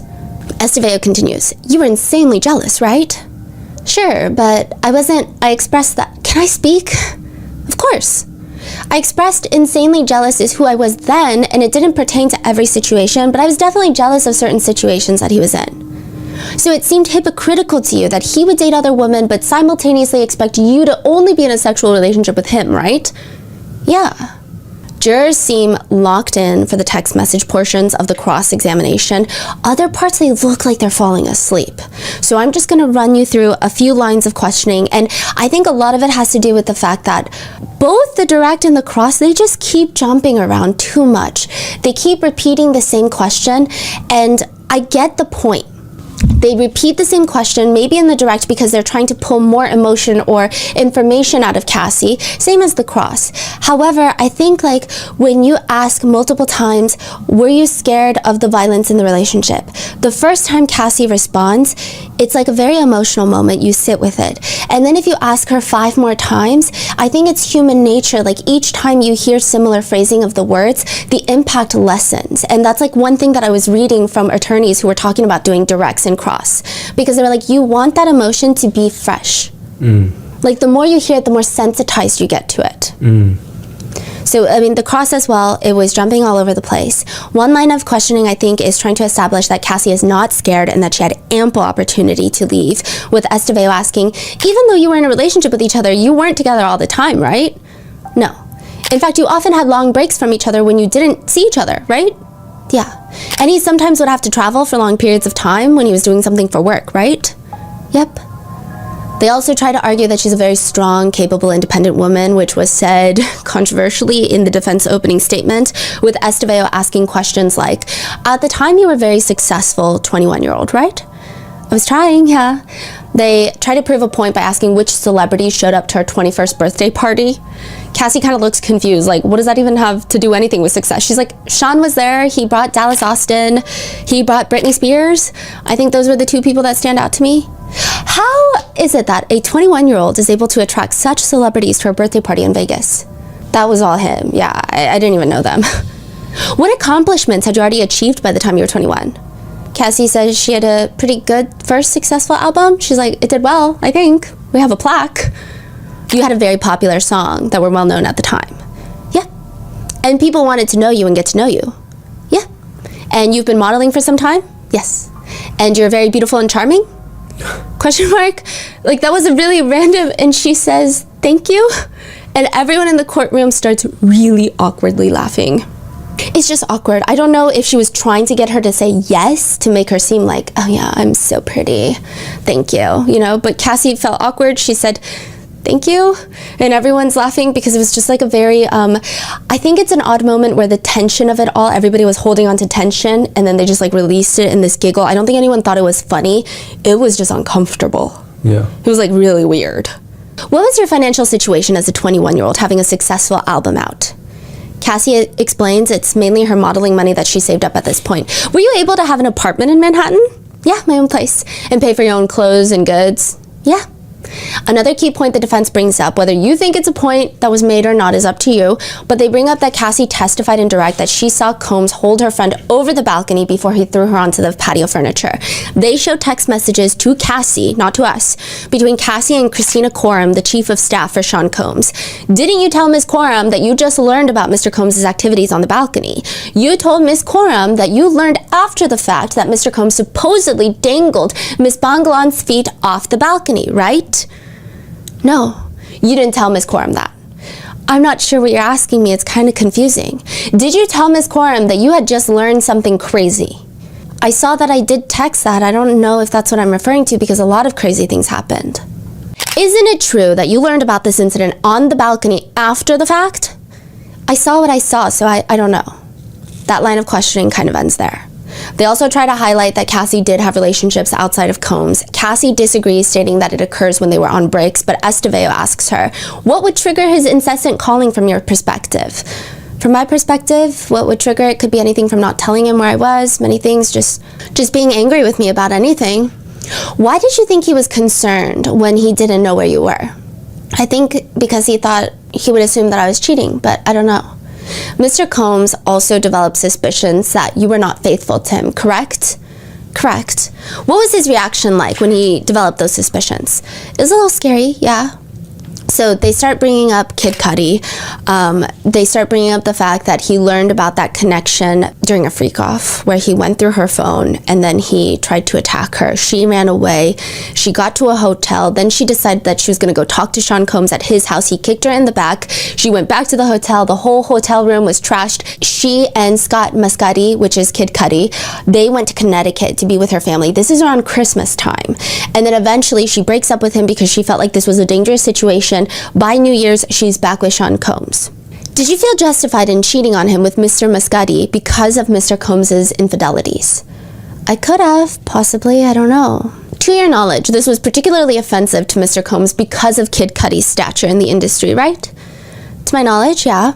Because from his perspective, he was cheating on you with people who weren't celebrities, right? In 2011, I don't think so. And because you understood that Mr. Combs put you in the studio with Kid Cudi. Yes. You would frequently have text arguments about cheating and he would bring up Kid Cudi all the time, right? Yeah. He would always throw it back in your face, right? He brought it up quite a bit. So the main point that was argued here is that Combs was the one that introduced her to Kid Cudi. I think that the defense here is trying to establish a pattern of cheating from both sides. I think it also probably connects to the fact that Sean Combs had hired Alex Fine as her personal trainer and then they ended up getting married. Again, I think every single person is going to have a different reaction to this. That's the point that the defense is trying to establish from the court's perspective. Like being in the courtroom, that was the perspective. They also bring up the fact that she was in South Africa filming a movie called Honey 3, and that's when she started dating Michael B. Jordan. And that she had another brief relationship with someone who was an NBA star. She doesn't know if he still is. Yeah. Estevao brings up another celebrity. He found out that you were dancing with another person in the entertainment industry and was upset and took your phone, right? I honestly don't know. Do you remember the occasion when he suspected of you dancing with Chris Brown? I do. Oh. Which, side note, weird connection, Mark Garagos was Chris Brown's attorney during the incident with Rihanna, and he is technically a long-term attorney for Sean Combs. So, just like random attorney connection. I do, but I was not. He thought you were, right? I don't know.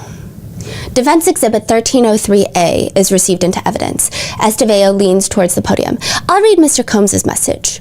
Can I not get a chance to make things right? It seems like you're blaming everything on me. It's like you have anger to me. I haven't taken care of you. Cassie responds, I'm not running around telling our business, but my family knows because I need their support right now. You took care of me materialistically, not where I needed it. I have lived in this bubble by myself for too long. I'm too dope. You may not be happy, but maybe it's because you surround yourself with people that always take from you. I don't need you taking care of Kim, Sarah, and Gina. I needed to love you and put me first. I just don't trust anymore. The last shot put the nail in the coffin. I promised myself I wouldn't be with you anymore if you did that to me again. You lied to me. When I think to Burning Man a year ago, all the things I found out that you paid for and continued happening, I just love myself more. I'm not blaming you. Maybe I didn't try, but you wanted me to be a machine and forgive you every time, and she never went away. When you're talking about the last shot putting the nail in the coffin, that she never went away, you're talking about Gina, right? I would think so. Combs is slowly nodding his head during the sign of questioning. Now, Cassie was really collected for like her 12-hour cross-examination. There are parts where she would be waiting and awkwardly kind of smiling at Estevao. She seemed very genuine. Like, she wasn't like throwing daggers at Estevao. When it was quiet, she would just kind of awkwardly sit there and smile. At one point, Estevao asks her if a personal assistant ever came into the hotel room during a freak-off. Cassie's like, to my knowledge, they set up and helped clean up after freak-offs. I don't know if they ever came in during. You would remember if an employee came into the room while you were in the middle of a session with an escort, right? Maybe, I don't know. I was high as well. I had my privacy invaded quite a bit while I was in that relationship, so I can imagine.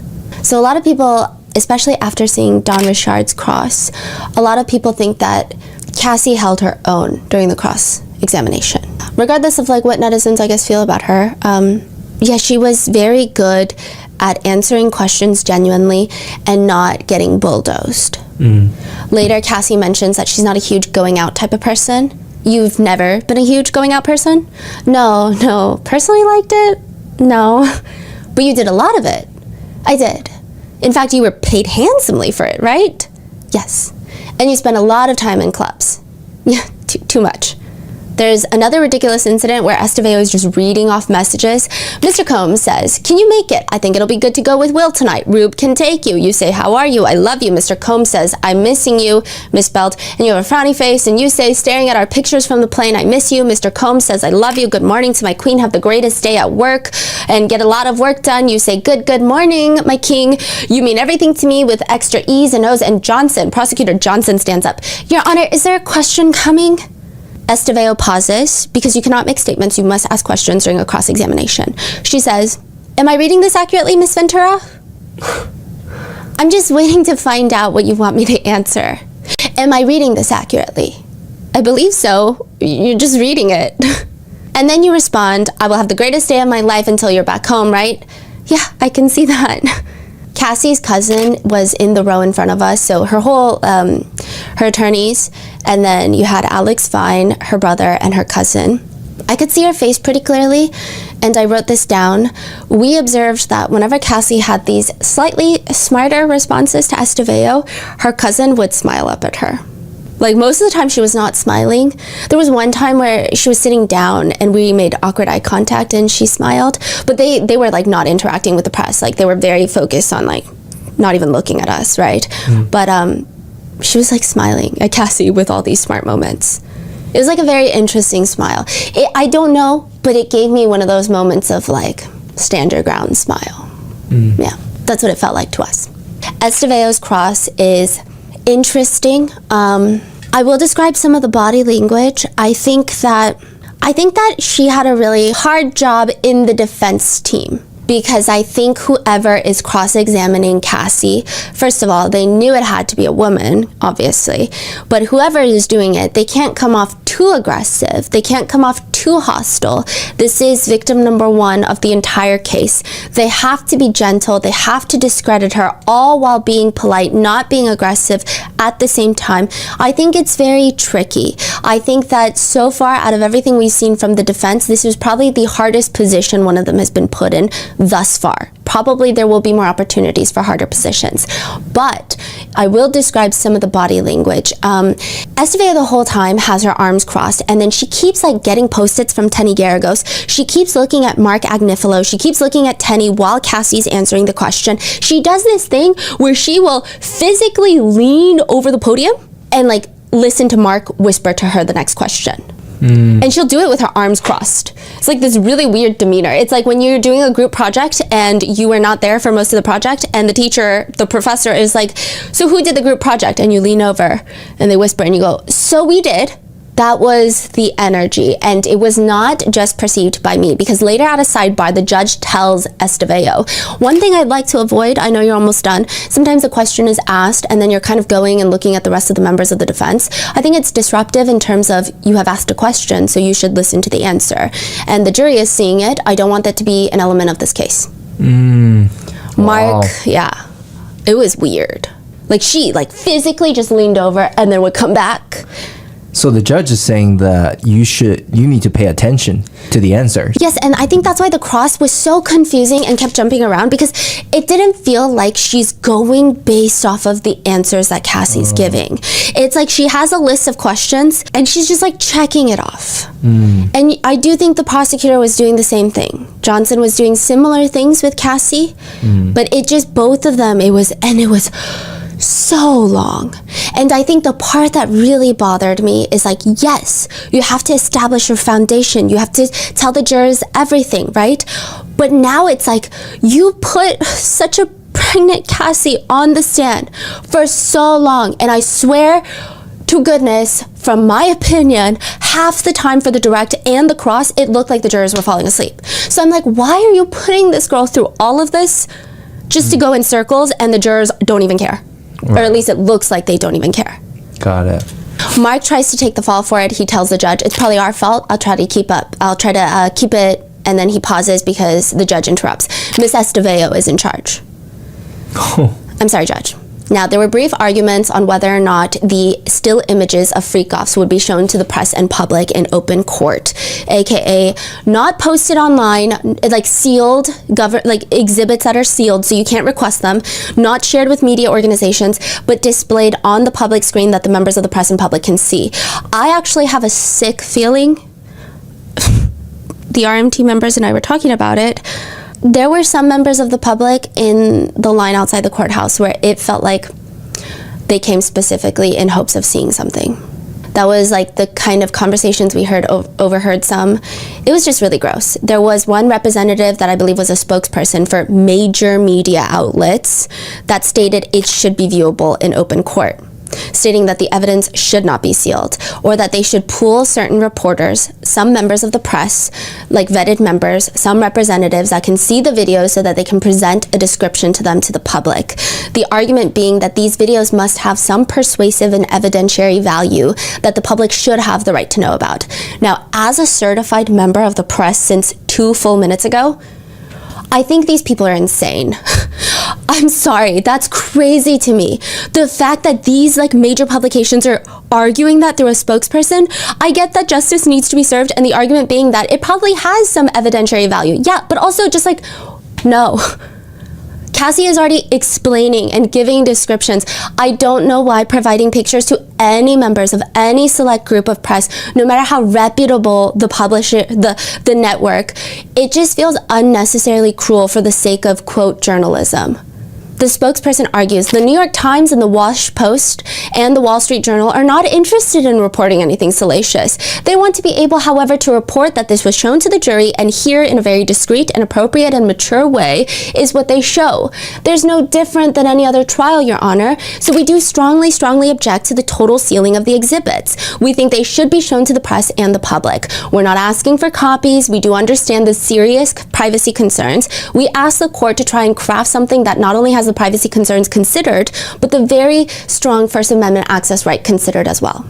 To which the prosecutor, Comey, she later states to the judge, the core of the objection is that this was blackmail material that was used to victimize these women, used to convince them to do more or coerce them to do more of these acts, and showing them to anyone more than absolutely necessary would feed into that victimization, would re-victimize them, and would unnecessarily humiliate them. We have now heard vivid testimonies about how humiliating one victim found all these incidents to be, and in our view, in our victims' counsel's view, it is absolutely unnecessary and unwarranted to show them to anyone outside of the jury and the parties, which the judge thankfully agrees. Yeah, I don't know why that like really irked me. I was like fuming in the courtroom. I was like, I know I'm not supposed to make reactions, but I want to stand up, which okay, during another break, without the presence of the jurors or Cassie, the judge asks Esteveo how much longer she needs.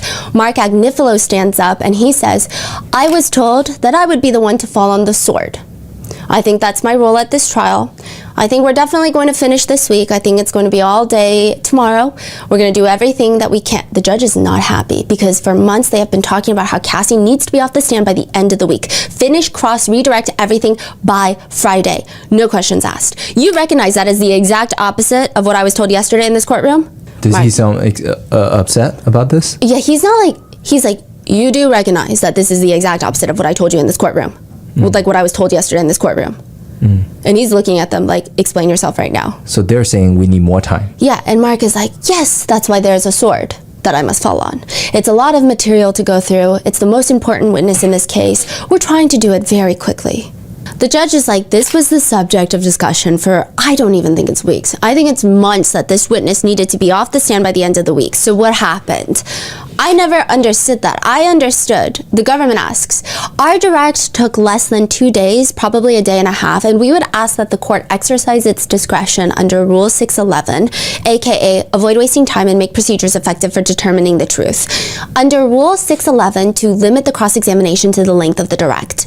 Mark says, one thing I want want to point out is the government chose to call 2 witnesses before this witness, which took up a great deal of time. So I don't know that this artificial deadline of the end of the week, end of day, Friday, should be held against us. They chose not to call her first. That wasn't our choice. So we're going to do everything we can, but it's a critically important witness.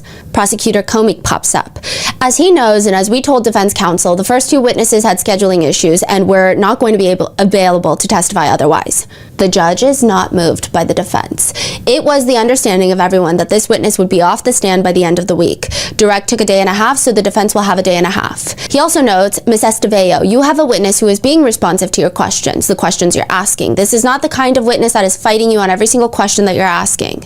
Mark Agnifilo says, now it's starting to feel a little strategic on the government's part to kind of pen us in to only having a day and a half or 2 days for cross. It's not uncommon for cross to be 3-4 hours longer or shorter than one estimates. The judge snaps a bit. In what universe did you not understand that this was important, given that it was in the numerous filings and discussed amongst the parties several times?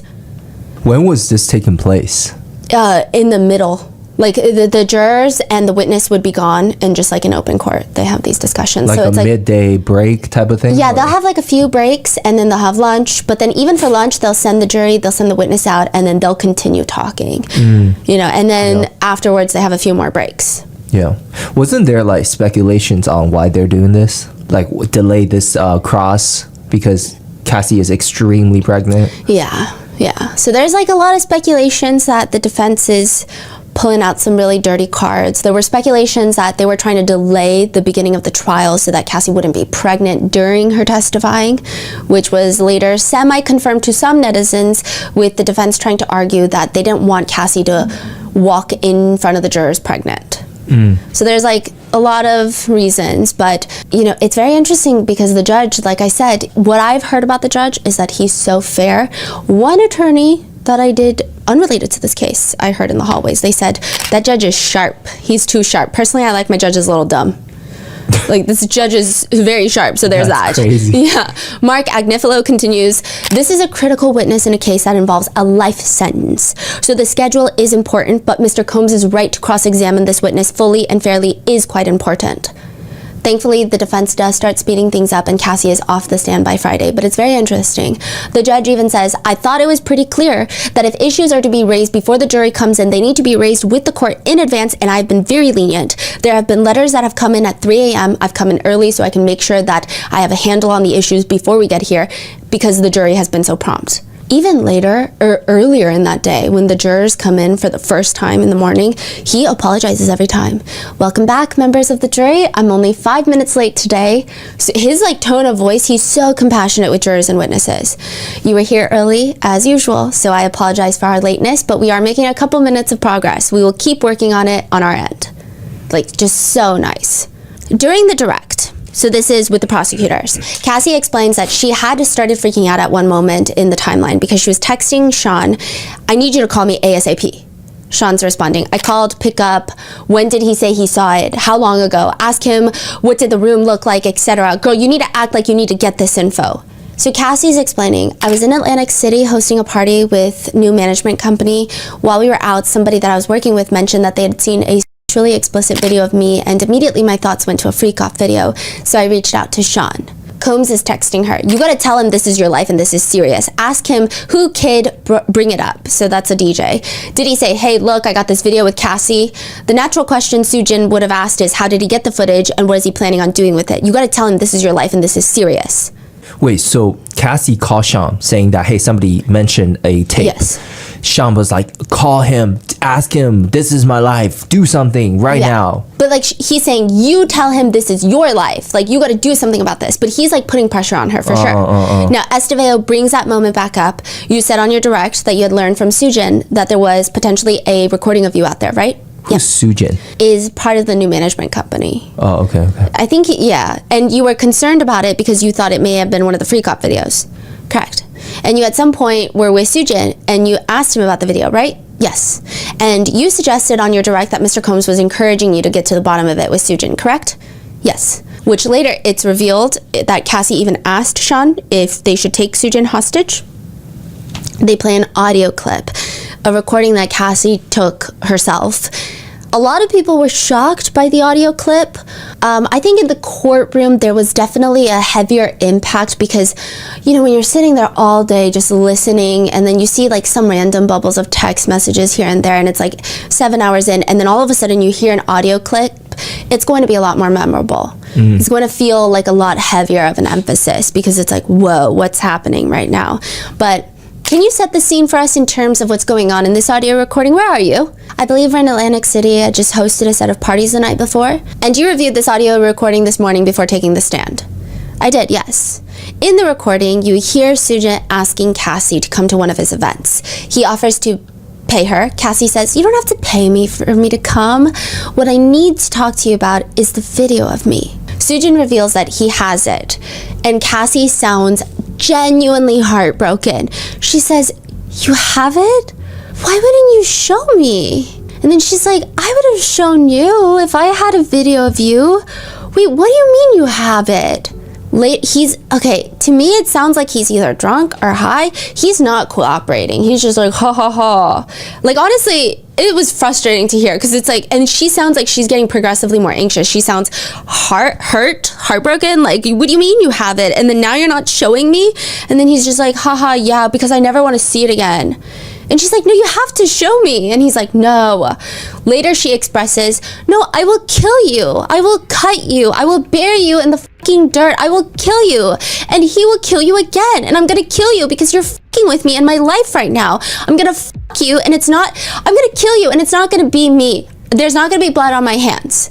It was not, I see some people describing it as menacing in a tone that we've never heard Cassie before. I don't necessarily think so. It was not like this dark, sinister, hey, look at me, I'm gonna fucking kill you. Like, but it no, wasn't but like the that. thing is that it's not like she's trying to kill him for, like, she's saying that, hey, give me, like, he has this material of hers, like blackmail material. No, but he won't, it's not even that he won't give it to her. It's like she's talking to a wall. Like, they're not communicating with, like, he's like, I have it, nah, blah, blah, blah. Like, it's like, imagine you're talking to someone, the world is about to blow up, and they're like, hi. And she's just like, I'm gonna fucking kill you. Like, I'm gonna kill you, I'm gonna bury you. That's her tone. That's the tone that she uses. Yeah. A lot of people went online to describe it as menacing, as a voice we've never heard before. I think it was shocking in the moment. There was impact. I just felt it was a very desperate response considering the circumstances.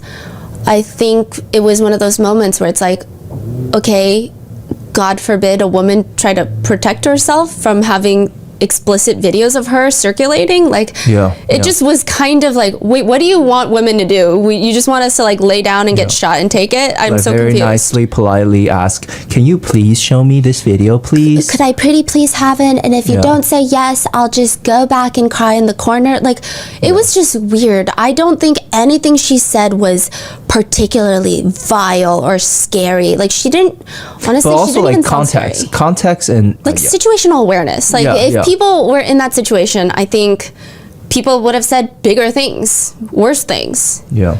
But they try to use this to ask Cassie and try to establish the idea that Combs also didn't want the freak off videos leaked as much as Cassie did. Have you ever witnessed Mr. Combs expressing concern about these videos being released? Yes. And Mr. Combs always supported you in not wanting these videos to come out and prevented these videos from coming out. Yes. But this is the part where they confirm there was an escort that you met named Mr. Jonathan Odie a few times, right? Yeah. Do you know who I'm referring to? Yeah. At some point you understood that he'd taken a secret video of you and Mr. Combs that he had at a freak off, right? I thought he did, yeah. When you found out about that, you spent some amount of time, several months, trying to make sure that it went away, right? I did not. Mr. Combs did. Yeah. You understood that Mr. Combs spent a great deal of time and money to make sure that video went away, right? I didn't know any of the details. Were you aware that he spent a significant amount of money to make sure that that video did not get released? Because remember, there is an agreement circulating that Jonathan Odie received $5 million in exchange for signing an NDA. Cassie says, no. So she was not aware. And you were very concerned about the situation with Mr. Odie, right? Yeah. He seemed like a volatile personality, right? I don't know about volatile, I just didn't trust it. He was threatening to release a sex video of you, right? I don't know that he actually did that. I'm sorry. You don't know if he threatened to release the video? I don't remember. You just remember learning that he had a video. I was in the room with him and I saw the phone up, and so I told Sean about it right after. Mr. Combs is a celebrity, as we've already established, right? Yes. And these would have been embarrassing to him and had they been released, right? Yes. In another text message, the defense shows Cassie texting Combs, "You're whack for lying to me about bitches coming to the house. I tried to just leave it, but you're fucking with me now. You aren't here, and all you've done is stress my nerves. You're really bringing up Sujin? You're crazy. He's a grown man. I was trying to keep it cool. He hit me when I got home that he fell asleep. I don't know what you want to do anymore. I want to do whatever I can, but you just keep putting me down. I'm over here dealing with this on my own. I really hope you didn't get drunk and embarrass me, but I'm sure you did. Always great to hear bitches telling me shit I don't want to hear or know." So Cassie sent this text message to Sean Combs a few days after the Suja incident. Again, I'm not really sure why the defense brought it up, because I'm like, if anything, it just showed Cassie saying, like, I'm dealing with this all on my own, adding to probably her feelings of desperation, adding to the fact that, yeah, she did, with words, threaten to kill someone, but it means situational awareness, having some context. This text message just kind of bolsters. Yeah, and again, like the attorney was saying that it would be embarrassing for Sean Combs to have this video out. Meanwhile, he didn't do anything about this. He's like partying. Yeah, versus Cassie is the one like desperately trying to do something about it. Right? Yeah. So I'm not entirely, like, I think there was a point they were trying to make, but clearly it didn't get made well enough. I'm sure they asked a few questions afterwards about that text message, but like the point did not point. One text message thread from June 2017 reads, "From Cassie to Combs. The game starts at 10 p.m. No texting after this. Create a character that you will be that is nothing like who you really are, and so will I. Different name, different occupation, different style of dress, different background story. We cannot break character until 8 a.m. When you see me, I am no one you have ever met before. I'm not Cassie, and you're not Sean, Puff, Diddy, Mr. C, etc. LOL. Example, pilot, doctor, author, professor, or whatever you decide. We do not know each other. Then it goes on with this game." So the whole purpose of this game, Cassie explains, is that she just wanted to rekindle the romance. I think the defense is trying to establish, they're trying to say that maybe this is her proposing something else to rekindle their relationship, and it seems like they're trying to connect it with freak-offs, as like they're a very experimental couple, is I think the vibe that they're trying to set. There's another text message thread that's entered into evidence from 2012. Sean texts Cassie, "What do you want to do tonight?" "I don't know. What are the options? Am I meeting you in the Hamptons, or will we be in the city?" "In city, whatever your heart desires." "Well, I get in kind of late. We can just go to bed. You'll probably be tired." "I doubt that. I'm going to sleep on the plane. LOL. So what do you want to do, woman? And no, I'm not asking you to FO. I want to know what you want to do. Get something to eat, smoke, take a walk." He says that there's a party tonight. I'm horny as fuck also, but the way, and please sleep on the plane, smiley face, and it looks like I have off tomorrow and I need some Valium, which there's a pack in my top drawer. She doesn't respond. He texts hello. This part, I think it's intriguing. Cassie likes to eat, smoke, take a walk. I feel like Sean is always texting her that he's Yeah. like all the text messages. I feel like I have not seen many text messages where there's a lot of depth in their conversations, or at least both ways. She tells him where the pills are, and she just briefly says, "Let's go out and have some carefree fun. We will play it by ear. When are you on your period? What's carefree fun? I'm skipping it, just taking it as it comes. Are you on it now? No. Good. Are you horny? Yes. How horny? What you be thinking about when you're horny?" Cassie responds, "I think about the way you're on top of me and the way you look at me and talk to me like that. I love looking up at you and hearing you moan." He responds, "You like it when I moan. I'm a moan more for you, just for you. I love it, LOL. That's what I really think about. I love the way you talk to me when you're on top." She does not mention, "I love jumping into a gallon of baby oil in hotel rooms with strangers." She mentions her relationship with Mr. Combs, which she, again, said in the direct. One of my favorite times is when we FO'd and then we made love after. I also liked it when we made love before and then, it was just in the next room. Then he came in and I blindfolded you. She responds, "Yeah, I liked those times. I love it when we make love after. The last time was so good." I get the point that the defense is trying to make, but also I don't get the point that the defense is trying to make with these specific text messages. He even texts Cassie, "So what do you want to do, woman? I'm not asking you to FO." Again, it sounds like he knows that anytime he asks, maybe she has like a, "I don't really want to" type of reaction. Yeah. Mm-hmm. But the defense focuses on skipping the period. You tell him that you're skipping your period, right? Yes. And you're telling him that so you can plan a freak off, right? I don't know exactly what I was thinking then, but probably, yeah. Later messages show Sean asking Cassie, I want you to tell me a new fantasy of how you want it next time. Would Dave turn you on? I don't know. I haven't even had time to think about it. I've been trying to think about you with a girl to get into that, and I think I'm starting to fantasize about that. Which, again, I think they're trying to prove that she's very promiscuous and loves these fantasies, but it was just kind of depressing. Like, she's saying, I'm trying to get into that. I think I'm starting to fantasize about that. In another thread that was entered in as a defense exhibit, so the defense is like, yeah, this one. Cassie texts Combs, how's the party? I'm horny and bored. I tipped the cleaning ladies. Hope you don't mind. Hello? I need your D. Dying. I feel like I'm trapped. Esteveo asks her. This was after a freak off. And when we go to the next page at the bottom, you say, I love you, had so much fun with you, I'm so happy, thank you. In another message from much later, so in 2017, Cassie texts Comb, please don't play victim if you can, go to our last messages. And then you say, that's all you wanted and that's why I was upset. I love our FOs, we both want it. Esteveo asks Cassie, and that's how you felt at the time, that you loved freak offs when you were both into it, correct? I would say that loving freak-offs were just words at this point. Well, those were words that you said to Mr. Combs, correct? Those are texts, yes. In this text message, Mr. Combs says to you, I want to freak off right now. How do you respond? LOL, me too. Well, I want to have fun with you. That's you telling Mr. Combs that you want to have a freak-off right now, correct? That is me agreeing to it in the first message, and the second one is me establishing I want to have fun with him. Mr. Combs texts you, let me know if you want to have a light night. Jules is available, FYI. Jules is an escort. If not into that, no problem. We can just do our own thing, me and you. Just want to know for hotel purposes. Love you. Cassie responds, love you. Which I guess the point that Esteveo is trying to make here is that Cassie had a choice to the freak-offs because she asks her. By him saying Jules is available, that suggests to you that he wants to have a freak-off, correct? Correct. And he says, if you're not into that, no problem. That's what it says, yeah. And that was an invitation for you to respond yes or no, right? I suppose so. And the response you gave was, love you, right? Right, there was no yes or no. They read more of the messages. Comb texts, you didn't give me an answer. In response, Cassie says, I love you, Pop Pop. In another thread, they bring up a text message from Sean. I want us to have one of our nights. I found this new store. Dope. We'll drink a lot of water, don't overdo, but have us some freaky fun. Do I have your permission to set up? Cassie responds, yeah, but I'm ovulating.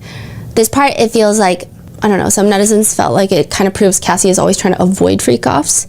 He responds to her ovulation comment with, that's good. We'll be extra careful and anyone else. If you're not super horny, WTF. Of course I am. Then in another message, Comb says, same page, let's get some outfits, shoes, go to sex club, maybe a sex club with your wig. Cassie responds, okay. We sure about tonight because I'm making plans, so I need to know, no stress. Which, yes, the words on the text sound like, yeah, just let me know. But I guess Cassie is saying, like, it wasn't like that. She testified in the direct that she hated the sex clubs, and he says, you sure? I need to know, no stress. He texts, didn't hear from you, so just put some plans in motion. If you're not sure, please let me stop. Surprise package coming out of state. Just let me know if I'm headed in the wrong direction so I can cancel. She responds, I told you I was getting my lashes and brows done at 8. I just finished. Cool, read and answer my text. The defense opening statement, Tenny Garagos brings up that Combs did indeed have a bad temper that was, quote, when he drank or did the wrong drugs, he got violent. AKA he's violent because mainly of the amount of substance abuse. She continues, Combs' violent outbursts, often fueled by alcohol, jealousy, and drugs, might have warranted domestic violence charges, but not sex trafficking and racketeering counts. With Esteveo repeating questions and circling back and bringing more questions about drugs, you would say that he was an addict, right? What substances was he addicted to? To which, yes, I think Cassie's attorney should have and did prep Cassie on how to respond to the questions in the honest way, but I do think that she's like fed up. Cassie's not having it. There were points in your relationship when he was heavily dependent on opioids, right? We both were. There were points. You said that when he's taking drugs, he's not doing well. Is that what you said? I was saying from my perspective, like my mind. If I'm taking drugs, I'm not doing well. Like, I'm just trying to follow you right now, your questions. My question is confusing. That's okay. When Mr. Combs was using more drugs, was his mood worse? I can't specify. There was a lot of drug use. You witnessed a lot of drug use by Mr. Combs, right? We both participated, yes. You said before that you witnessed him withdraw from opioids, right? Based on those experiences, how did his mood change during the withdrawal? I haven't thought about it in a while. I'm also not a doctor. Your serotonin levels are definitely messed up after you party and take certain pills. So coming off of them, yeah, you'd be pretty irritated. And part of the appeal of freak-offs was going to be doing drugs, right? Part of it, at the time, there are different reasons for me. The freak-offs were also a time to do drugs in a safe, confined space in a hotel room, right? Yeah. So someone like Mr. Combs, who is a celebrity and well known, it's an opportunity for him to take drugs and experiment and not be seen by anyone, right? Yeah. And did you ever call each other get high partners? We did. Now, Cassie mentions that she always felt like Combs wanted her to do drugs with him, but if she ever did drugs with anybody else, he would get explosively angry. The defense is trying to bring up that Combs tried to get Cassie off drugs. At one point, he encourages her to go to rehab. And Estevao even asked, to your knowledge, did he tell drug dealers in the LA area or have communicated to drug dealers in the LA area that they were not to deal drugs to you? Cassie says, yes. Now, side note, in the event of trying to establish that Combs is like, I don't know, maybe this really good guy that's trying to get Cassie, his beloved girlfriend, off of drugs, to me, I'm like, that's crazy. To reach out to drug dealers and tell them specifically, do not sell drugs to my girlfriend, is kind of crazy behavior. Like, that is controlling behavior. So like, I do feel like a lot of, and then I have seen whispers in the courtroom where it's like, it was weird because like the point proven bypassed and then like a stronger different point was made with that one. Because it's just like, that just proves how controlling he was. It doesn't come off like, oh, he's such a good caring boyfriend, which it felt like that's what the defense was trying to do. So it was just very confusing. You previously told the government that you believe that Mr. Combs was blackout for the Intercontinental event. Isn't that right? I believe he was intoxicated, yeah. You believed he was blackout, right? Everybody's definition of blackout is different. You use the word blackout. Sure. They bring up a text message that Cassie sends Combs after the Intercontinental Hotel incident.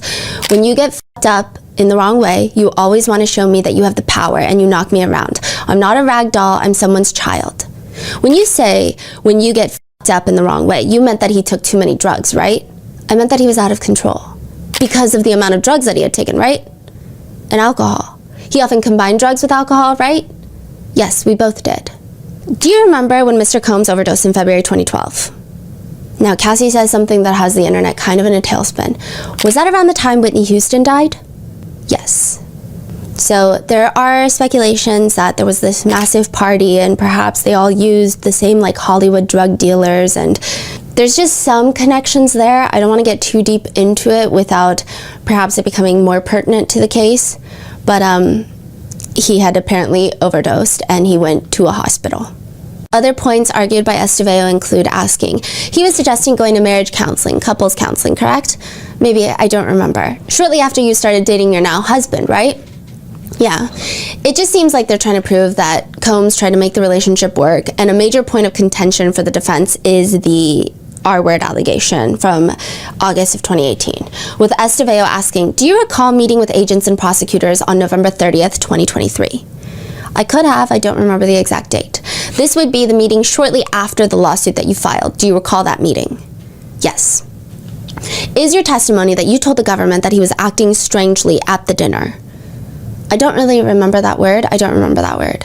That's okay. In fact, do you remember that you told them that he seemed anxious? I don't remember saying that. They pull up the original government report that we do not get to see, but Estevao says, does this refresh your recollection as to whether or not you told the government agents that Mr. Combs was acting anxious and strangely that evening? It does, sort of. And you told them that you thought this behavior might be attributed to his bipolar disorder, right? You told prosecutors that you did not think that Mr. Combs was in his right mind because he didn't respond when you told him to stop. Is that correct? Then they bring up a message that Combs sent to Cassie, which is August 21st, 2018, that reads, from Cassie to Combs, hit me when you can, heart emoji. And then he responds, I know I look bad to you. I could tell I didn't turn you on yesterday. I fell off, but I'm about to get my shit together. Estevao states that in the April 2025 meeting with prosecutors, Cassie told them that the alleged R-word incident happened August of 2018. You saw Mr. Combs the day before this message, right?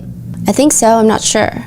So the insinuation being that the text messages were sent around the time of the alleged R-word. They bring up other texts from September 12th, 2018, where Cassie texts him, landed safe, how's yoga treating you? I'm assuming now it's safe to date, let me know. Good morning, I'm confused. Safe to date? What are you talking about? Side note, it's revealed that he was having a romantic relationship with his yoga partner, allegedly, and he texts Cassie back, what does yoga have to do with me? Hit me back, please, babe. Nothing, I hear you're dating. I didn't know. I'm on the beach walking with my dad right now. I'm not dating. Dating who? I'm not dating. Baby, I'm not dating, LOL. And no dates, no dinners, nothing, nobody. Okay. Who do you think I'm dating? I don't think I should even be bringing this up to you. Let's just leave it alone, all right? I actually need to stop even caring. Do you want to start dating? If you are, let's just talk about it. Estevao tries to establish to the jury that Sean was open to Cassie moving on and wanted to have a conversation if she was ready to date. At the end of the page, you wrote, "If you're in LA next week, maybe we can talk. I'm just trying to take care of myself now." So Estevao is confirming with Miss Ventura. Then another text message from September 26, 2018. So this would be a month after the alleged R word. "I don't want to have a conversation where you break up with me again." This is Sean to Cassie. "I need you to love me. I need to love you. I do love you. I would just prefer not being one of your girlfriends anymore. I need to hold you. Let's get up tomorrow night. I'll do studio from like 6:30 until 9:30. Can I hold you, or are you just going to break up with me some more?" We already did that. Is that a yes? Can I hold you? We can embrace, LOL. LOL, good to know that you still have a sense of humor. I can't wait to see you, Cassie. I can't wait to see you too. Yay. I wasn't trying to upset you. I promise I'm not being mean. I'm embracing my sanity. People have access, and just showing up to the house really had me fucked up. We don't even have to talk about it. That's just not what I need right now. Right? If I can't know where you live, that's too far for me. If you want to be away from me like that, we don't have to deal with each other on any level. That's too far for me. Live your life. Whatever you need will be done as promised. That's too far. I don't know what to say. I'm choosing my sanity over everything. Today would be the first time we're seeing each other in person in a long time. I'm so peaceful right now. I want to keep it. I'm finally sleeping well and gained weight. I don't think you understand how those two small things have made the hugest difference. Estevao looks at Cassie. And you don't say anything to the effect of, "The last time we saw each other, you raped me, right?" Right. In fact, you're saying that you want to keep the peace, right? Yep. And he responds, "I respect your sanity. It's best we keep it moving. I'm not a stalker. No beef. I'm clearer than ever. I don't want to link. Focus on you and your sanity. I'm good. Love." Combs is like reading the messages so intently. Like he's never seen this before. I'm like, "Sir, you sent these." Like he's like really reading it. Like he looks like he's about to kiss the evidence screen. So this is clearly a very important moment. "And you said you were really looking forward to that hug. But okay, right? Right. And you wanted to hug him at that point, right?" Yep. So the defense argues that September 27, 2018, Cassie sees Combs, and we don't know what they showed to refresh Cassie's recollection, but Estevao says, "And when you saw him that night, did you have sexual activity with him?" I did. So Cassie did mention during her direct that she was R-worded August, and then she did have another encounter with him where she did consent. "And that night when you were having intercourse with him, did you receive a FaceTime call?" I did. "And did you answer that call?" No. "Did you recognize the caller ID to be your now husband?" So at this point, she and Alex Fine were dating. I did. "And Mr. Combs noticed this call, right?" Yep. "And he noticed the name that was, or the alias that was popping up on your phone, right?" Yep. "And this was in the middle of your evening with Mr. Combs?" Correct. "During which you were having intercourse, right?" Yeah. "Was it actually in the middle of intercourse that you received this call?" We were together. I don't know if it's actually in the middle of intercourse that I received the call. "And your now husband didn't know that you were with Mr. Combs at the time, correct?" I don't know what he knew at that point. I don't know. "You were seeing him at the time, right?" Yes. "At the time that you had this evening with Mr. Combs?" Yes. "After this incident, your now husband learned about your evening with Mr. Combs, right?" At a point, but I don't know. "You didn't answer his FaceTime call that evening, right?" I did not. "Did he find out after that evening that you didn't answer his FaceTime call because you were with Mr. Combs?" Objection. "You told your now husband that Mr. Combs R-worded you, didn't you?" I did. "That evening, right?" That evening? In September? No, that wasn't the evening when I was R-worded. Your husband punched a wall at a certain point, right? He did. When he learned that you were still having intercourse with Mr. Combs, right? When you informed him that Mr. Combs R-worded you, correct? Yes, I think. I don't remember exactly when that was. Your husband learned of your sexual intercourse with Mr. Combs, right? Right. And you told him that Mr. Combs R-worded you, right? Right. And when your husband learned about it, he punched a wall, right? I believe so. The point I think that the defense is trying to establish, whether you agree with it or not, their defense is that she was seeing Alex Fine, she was dating him, and then she had this evening with Sean Combs in September of 2018. Alex Fine FaceTimed her. Clearly he's finding out that maybe she's not where she said she was going to be or something of that sort. She goes back to him and he's trying to ask her, like, where were you? And they're almost insinuating that she comes up with this R-word story in that moment to kind of de-escalate perhaps a big relationship fight with this new boyfriend of hers. Is kind of what they're insinuating with this line of questioning, or at least that's what we got from it. Estevao brings up other text messages from October 5th, 2018. So now this is 2 months after the alleged R-word. Combs texts, "I'ma just fall back. You call me when you need me." Cassie responds, "To be honest, I'm not sure how to even handle things to get my life to a comfortable place. I know that you don't want to hurt me anymore. I miss you. I feel so lost without you. I'm heartbroken. I don't trust anymore. I'm sad." You don't see him for a number of weeks, correct? A month after this is November 15th, 2018. Kim Porter passes away unexpectedly. Isn't that right? Yes, it is. And you went to a memorial service for Miss Porter, correct? Another message is entered into evidence sent from Cassie to Combs on November 19th, 2018, after Kim Porter's memorial service. "I didn't just leave you, I said goodbye a few times. I want to be there for you, but needed to get to Grandma. My flight was delayed, so I'm taking off now. I need to be real with you. I know how crazy and painful this all is. And you want my support, but you've compared me to Gina the other day and the babysitter, whom he's allegedly sleeping with at the time. And there's last night, and you posted that Kim was your soulmate. What was the 11 years all about? 11 consistent years. I know you're going through a lot, but that hurt my feelings. I love you, but I'm going to my family right now. I'll probably make it Saturday with my dad. I'll hit KK, Christina Coram, the chief of staff. Hit me if you need me. Love you." So Estevao and what they've been arguing since the defense opening statement is that Cassie did not leave Sean Combs because she realized that he was abusive and that he R-worded her. They're trying to argue that her final straw in leaving was that he called Kim Porter his soulmate online. He let you go, right? You never saw him again after that, right? "I didn't see him again. I don't know about letting me go. That's different." You never saw him again. Yeah. "And you got married." "I did. To the love of your life." Correct. "And over the years, has Mr. Combs reached out to you?" "Yes." So they start reading text messages from Combs to Cassie, checking on you, seeing how you're doing, hope you're well. Sending you love and light, hope you're well.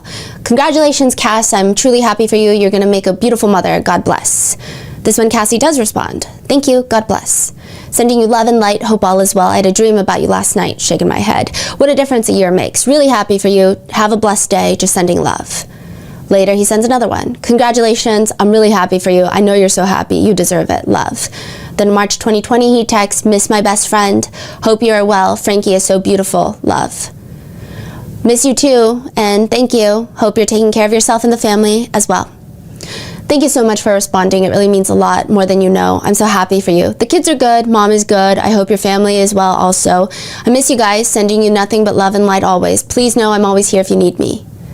Cassie responds, I've been reflecting a lot, like a lot. The turns of life are so crazy, but I'm happy everyone is good. Please send my love to them, and if I can express anything, take care of you. I'm trying. Just had another operation. This is going to be my last, LOL. Not entirely sure what that is referring to. It has definitely been rough without your friendship. I pray for a day that I can sit down with you and let you know all the things I've reflected on. You were there for me throughout everything. You were my ride or die. I've got nothing but love for you always. My heart is filled with joy to know that you don't hate me, and I hope you're taking care of you also. I thank God for the time that we had together, and you're one of the greatest women in the world. Don't ever forget that, love. Sorry, I needed a second to gather my thoughts. The things you said blew my mind a bit. First, I don't hate you. I never have. I wouldn't be at this beautiful point in my life without having been with you. I definitely think of the day to sit down and just talk because I know that we need closure, understanding. What do you mean when you said, Estevao was asking Cassie, what do you mean when you said the things he said blew your mind a bit? I think those were honestly probably all the things I wanted to hear for a long time that I never did. Just being recognized as the greatest woman in the world, right? Not that part, just the message in general it was nice. And it was what you had been craving for a long time to hear from him, right? Before this, I don't think I was craving it then. You wanted a relationship previously. Yeah, in the relationship I was craving it. Because he shaped you in many ways after 11 years, right? Yeah, that's fair.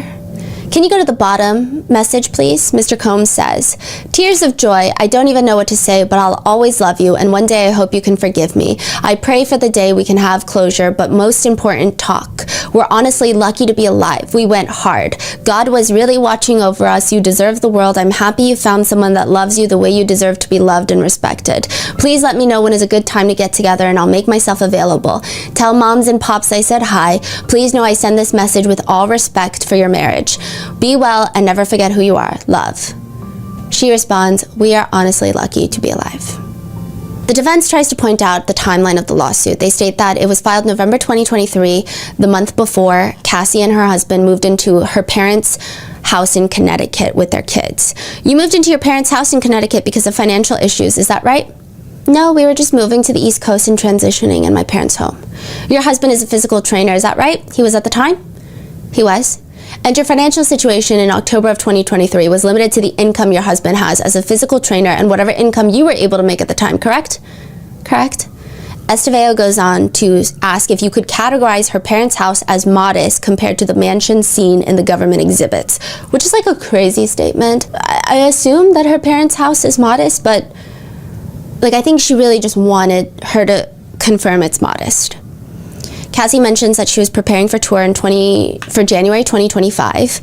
As soon as you agreed to settle your lawsuit against Mr. Combs in November 2024, you canceled this tour, right? I did. As soon as you saw that you were going to get $20 million, you canceled the tour because you didn't need it anymore, right? That wasn't the reason why. There is this one part that I do think I would imagine if I were on the jury, which I'm not, obviously, but if I were on the jury, this probably would have alienated me from the defense.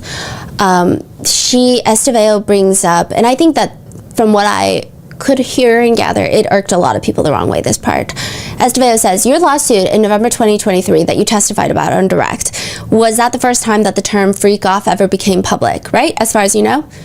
So far as I know, right? Besides the participants, I guess. From your perspective, what happened to Mr. Combs' career after your lawsuit? Objection, Your Honor. Overruled. From your perspective, what happened to Mr. Combs' career after your lawsuit? That's a lot. Fair to say that his career was ruined, based on your understanding? When your lawsuit was publicized in November 2023, you understood that his career was ruined at that point, right? I could understand that, yeah.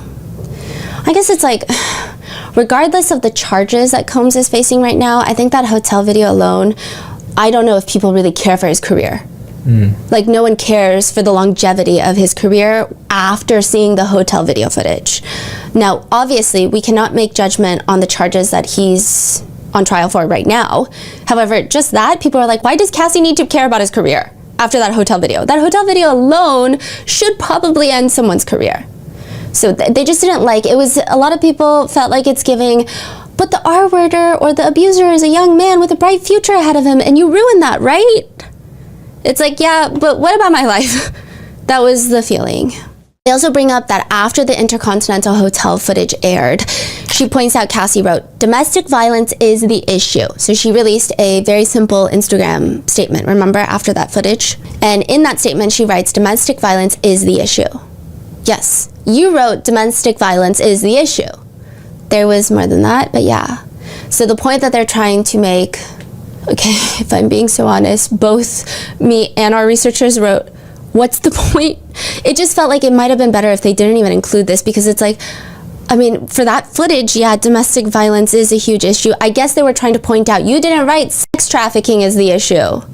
But it would just felt like, like it just was, I imagine if, again, we were on the jury, I would have been like, this is very alienating for me because that's crazy. Yeah. And there is this part where it's kind of confusing. Estevao is trying to say at that point in the timeline, it's unclear if she's saying at that point in the timeline or right now, but she says, and you still don't hate him now, right? And Cassie says, I don't hate him. And Combs shakes his head side to side. In fact, you still have love for him? I have love for the past and what it was. The defense closes their cross-examination with the text message, want to freak off one last time tonight? This is what Combs texts Cassie in 2012. They break up in 2018. Want to freak off one last time tonight? What? You can't read? Cassie responds, I don't want to freak off for a last time. I want it to be the first time for the rest of our lives. Ana Esteveo says, I have no further questions. And she walks off the podium. Prosecutor Johnson does the redirect. She pulls up more messages from that exact text thread in which Cassie texts later. And you know what? Prosecutor Johnson, I felt like this was her redemption arc because her direct, a lot of people were struggling with her direct. I heard, because I do try to listen to like what people in the public are saying about, because there's like overflow rooms. Anyway, I try to listen and see what people thought, because sometimes when you go online and you have a very different reaction from a lot of people in the courtroom, because you're getting snippets of headlines and random excerpts from the court day, and then the people that were actually in the courtroom, you're getting like 8 hours of information. Sometimes there's a discrepancy, and a lot of people said that with Prosecutor Johnson's initial direct, it just didn't, like, they felt frustrated because this is an emotional testimony. And yes, you don't want to re-traumatize the victims, but there were a lot of points where it just felt like she didn't let Cassie talk. Like, she just kept moving on to the next question, when the jurors are like, wait, we want to know what she would have said further. Because there'd be these moments where she's collecting her thoughts, like wiping away a tear, and then we're already moving on. When it's like, wait, I feel like she was trying to say something after that, like after she collects herself. Yeah. Now she comes in and she seems a little bit upset about the cross, okay? Because a lot of jurors are furiously taking notes when Johnson comes in for the redirect. Even Combs is taking notes on his pad on his lap. Her voice feels animated compared to the past 12 hours with Ana Esteveo, which, yeah. You say, I want to see you, but I'm emotional right now. I can't do one last time. I'd rather not at all. So that's context to the text message thread that the cross just ended with. Throughout your relationship with Sean, were there periods where Sean was kind and loving? Yeah. Did those periods ever last? No. What are some of the ways Sean's mood affected you? I mean, they affected my whole life, my career, how I felt about myself, my self-worth, yeah. Throughout your entire 11-year relationship with Sean, who did you want to have sex with? I wanted it to be with him, just him. Was there anyone else you wanted to have intimate relations with? Not at the time. Prosecutor Johnson also shows that in one of the texts that Cassie is expressing wanting to do freak-offs, Combs had texted her, you're supposed to be seducing me all day. During freak-offs, how often was your career discussed? A lot? Why didn't you get to do many of the things you wanted to do for work? Because I had a whole other job. What was that whole other job? It's basically a sex worker. Motion to strike. So the judge does grant the motion to strike, which means jurors should disregard the last answer, which I think is nearly impossible to do as a human, but don't get me started on that. The prosecutors also point out that in other messages, it seems like Combs requests freak-offs. Meanwhile, Cassie is sending messages like, I can book a show for us to go see tomorrow night. We can be like old times and take our Central Park walk, smoke, drink some wine, just veg out. Sorry if I seem a little out of it. They put our oldest dog to sleep today. Instead, they do a freak-off. Do you have any doubt that Combs R-worded you? No. And a few weeks after that, in August of 2018, did you have consensual activities with Sean? Yes. And you said the settlement was not the reason you canceled the tour. Correct. Why did you cancel the tour? After filing my lawsuit, I was just overwhelmed, and I couldn't continue doing that at that point. It was quite overwhelming addressing the past in the way that I chose to. I didn't want to be away from my kids at the time. Do you plan to file any more lawsuits? No. Do you expect to get any money out of testifying at this trial? No. How much money did Sean pay you to settle the lawsuit? $20 million. Would you give that money back if that meant you never had to have freak-offs? She starts, this is probably the most emotional part of her testimony. I'd give that money back if it means I never had to do freak-offs. If I never had to have freak-offs, I would have agency and autonomy, and I wouldn't have to work so hard to get it back. And this is, like, my researchers and I saw the same thing. A member of the defense team looks over at another member of the defense team and basically rolls their eyes. And I'm like, I get it. You don't think that that happened. You think that she consented, but it was kind of sad to see. It was just like, really, wow, what is happening right now? Combs is frozen as a statue. Do you remember when defense counsel asked you yesterday if freak-offs were a special time that you cherished? Yeah. How would you describe the experience of an escort urinating in your mouth while you were on the floor? Objection. Sustained. So they gotta move on. How many times did Sean insist you have a freak-off when you still had a UTI? All the time, frequently? And did Sean beat you during freak-offs? Yes. Once or more than once?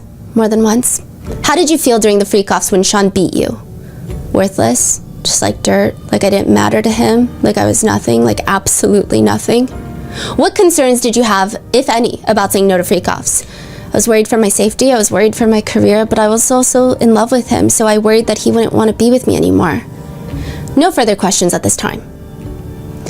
Esteveo is back on the podium and she proceeds to go through and readdress a lot of the things, but nothing new is said until she asks, you stated on the redirect that you did not have any additional lawsuits other than your suit against Mr. Combs, right? Right. You have recently received a settlement from the Intercontinental Hotel, didn't you? No. So at this point, I was kind of confused of like, oh, maybe Esteveo got incorrect information, right? You did not? I haven't received a settlement from the Intercontinental. Did you make a demand on the Intercontinental? I did. Did you receive anything in response to that demand? No, I haven't. Do you anticipate receiving some settlement in that case of matter? I do. How much do you expect to receive? I don't know the exact number. Can you provide an estimate? I think it would be 10 million, maybe? And you reached the end of the settlement discussions with the Intercontinental? I have. So you expect to receive 10 million from the Intercontinental, yes. Then Esteveo has Cassie read the same message from earlier. This is going to be the last thing I ask you to read, which is her saying, I need to gather my thoughts. This is after the breakup. The things you said blew my mind a bit. First, I don't hate you. I never have. I wouldn't be at this beautiful point of my life without having been with you.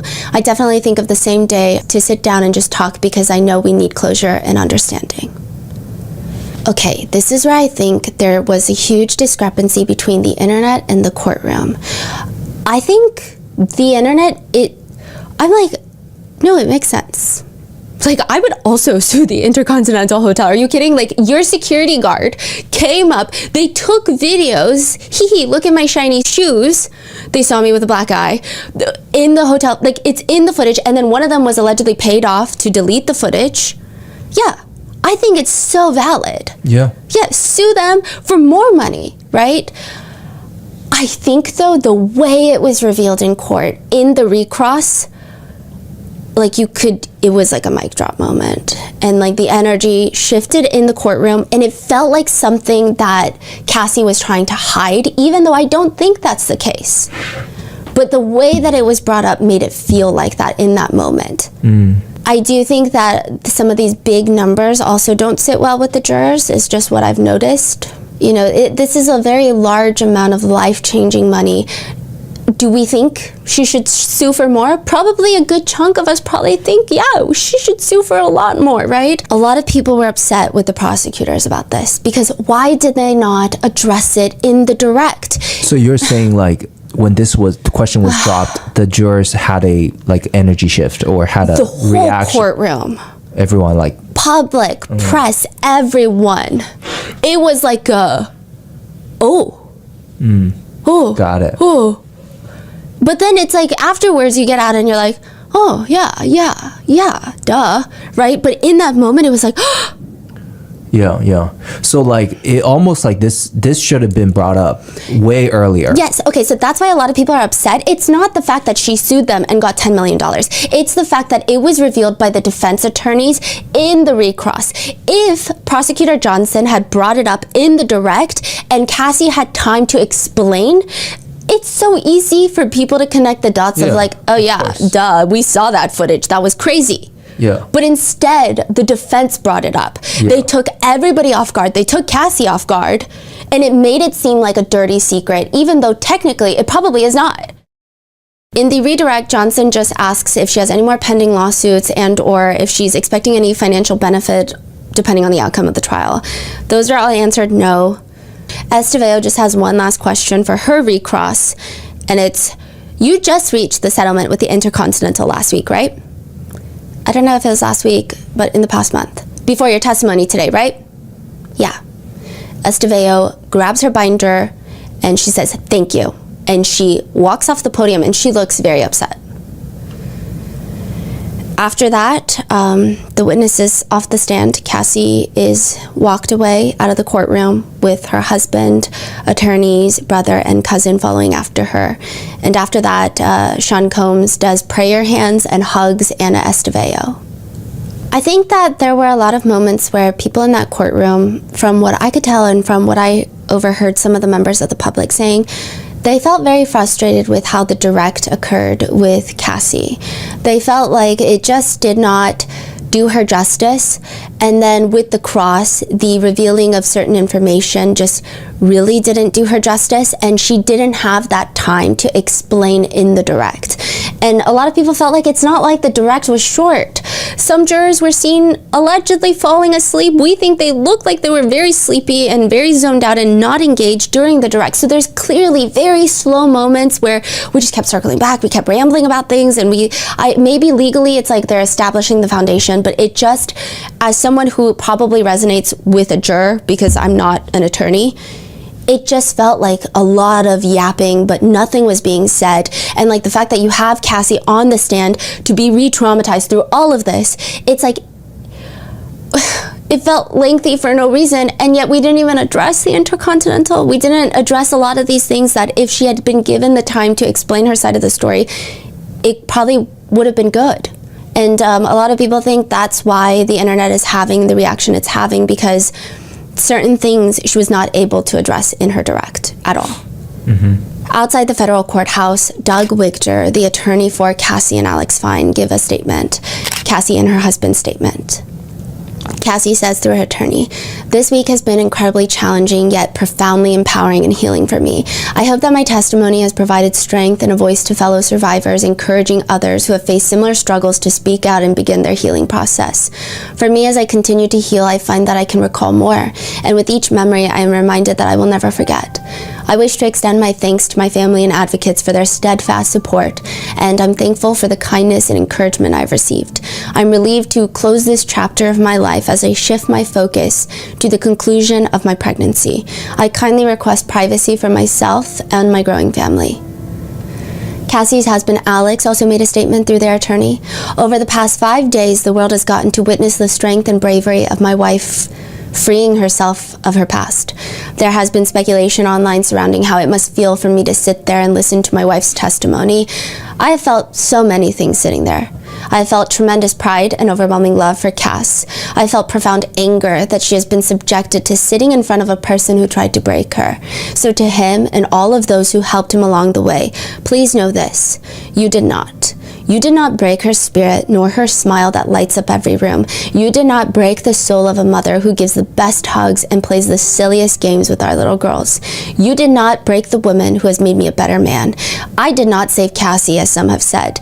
To say that is an insult to the years of painful work that my wife has done to save herself. Cassie saved Cassie. She alone broke free from abuse, coercion, violence, and threats. She did the work of fighting the demons that only a demon himself could have done to her. All I have done is love her as she has loved me. Her life is now surrounded by love, laughter, and our family. This horrific chapter is forever put behind us, and we will not be making additional statements.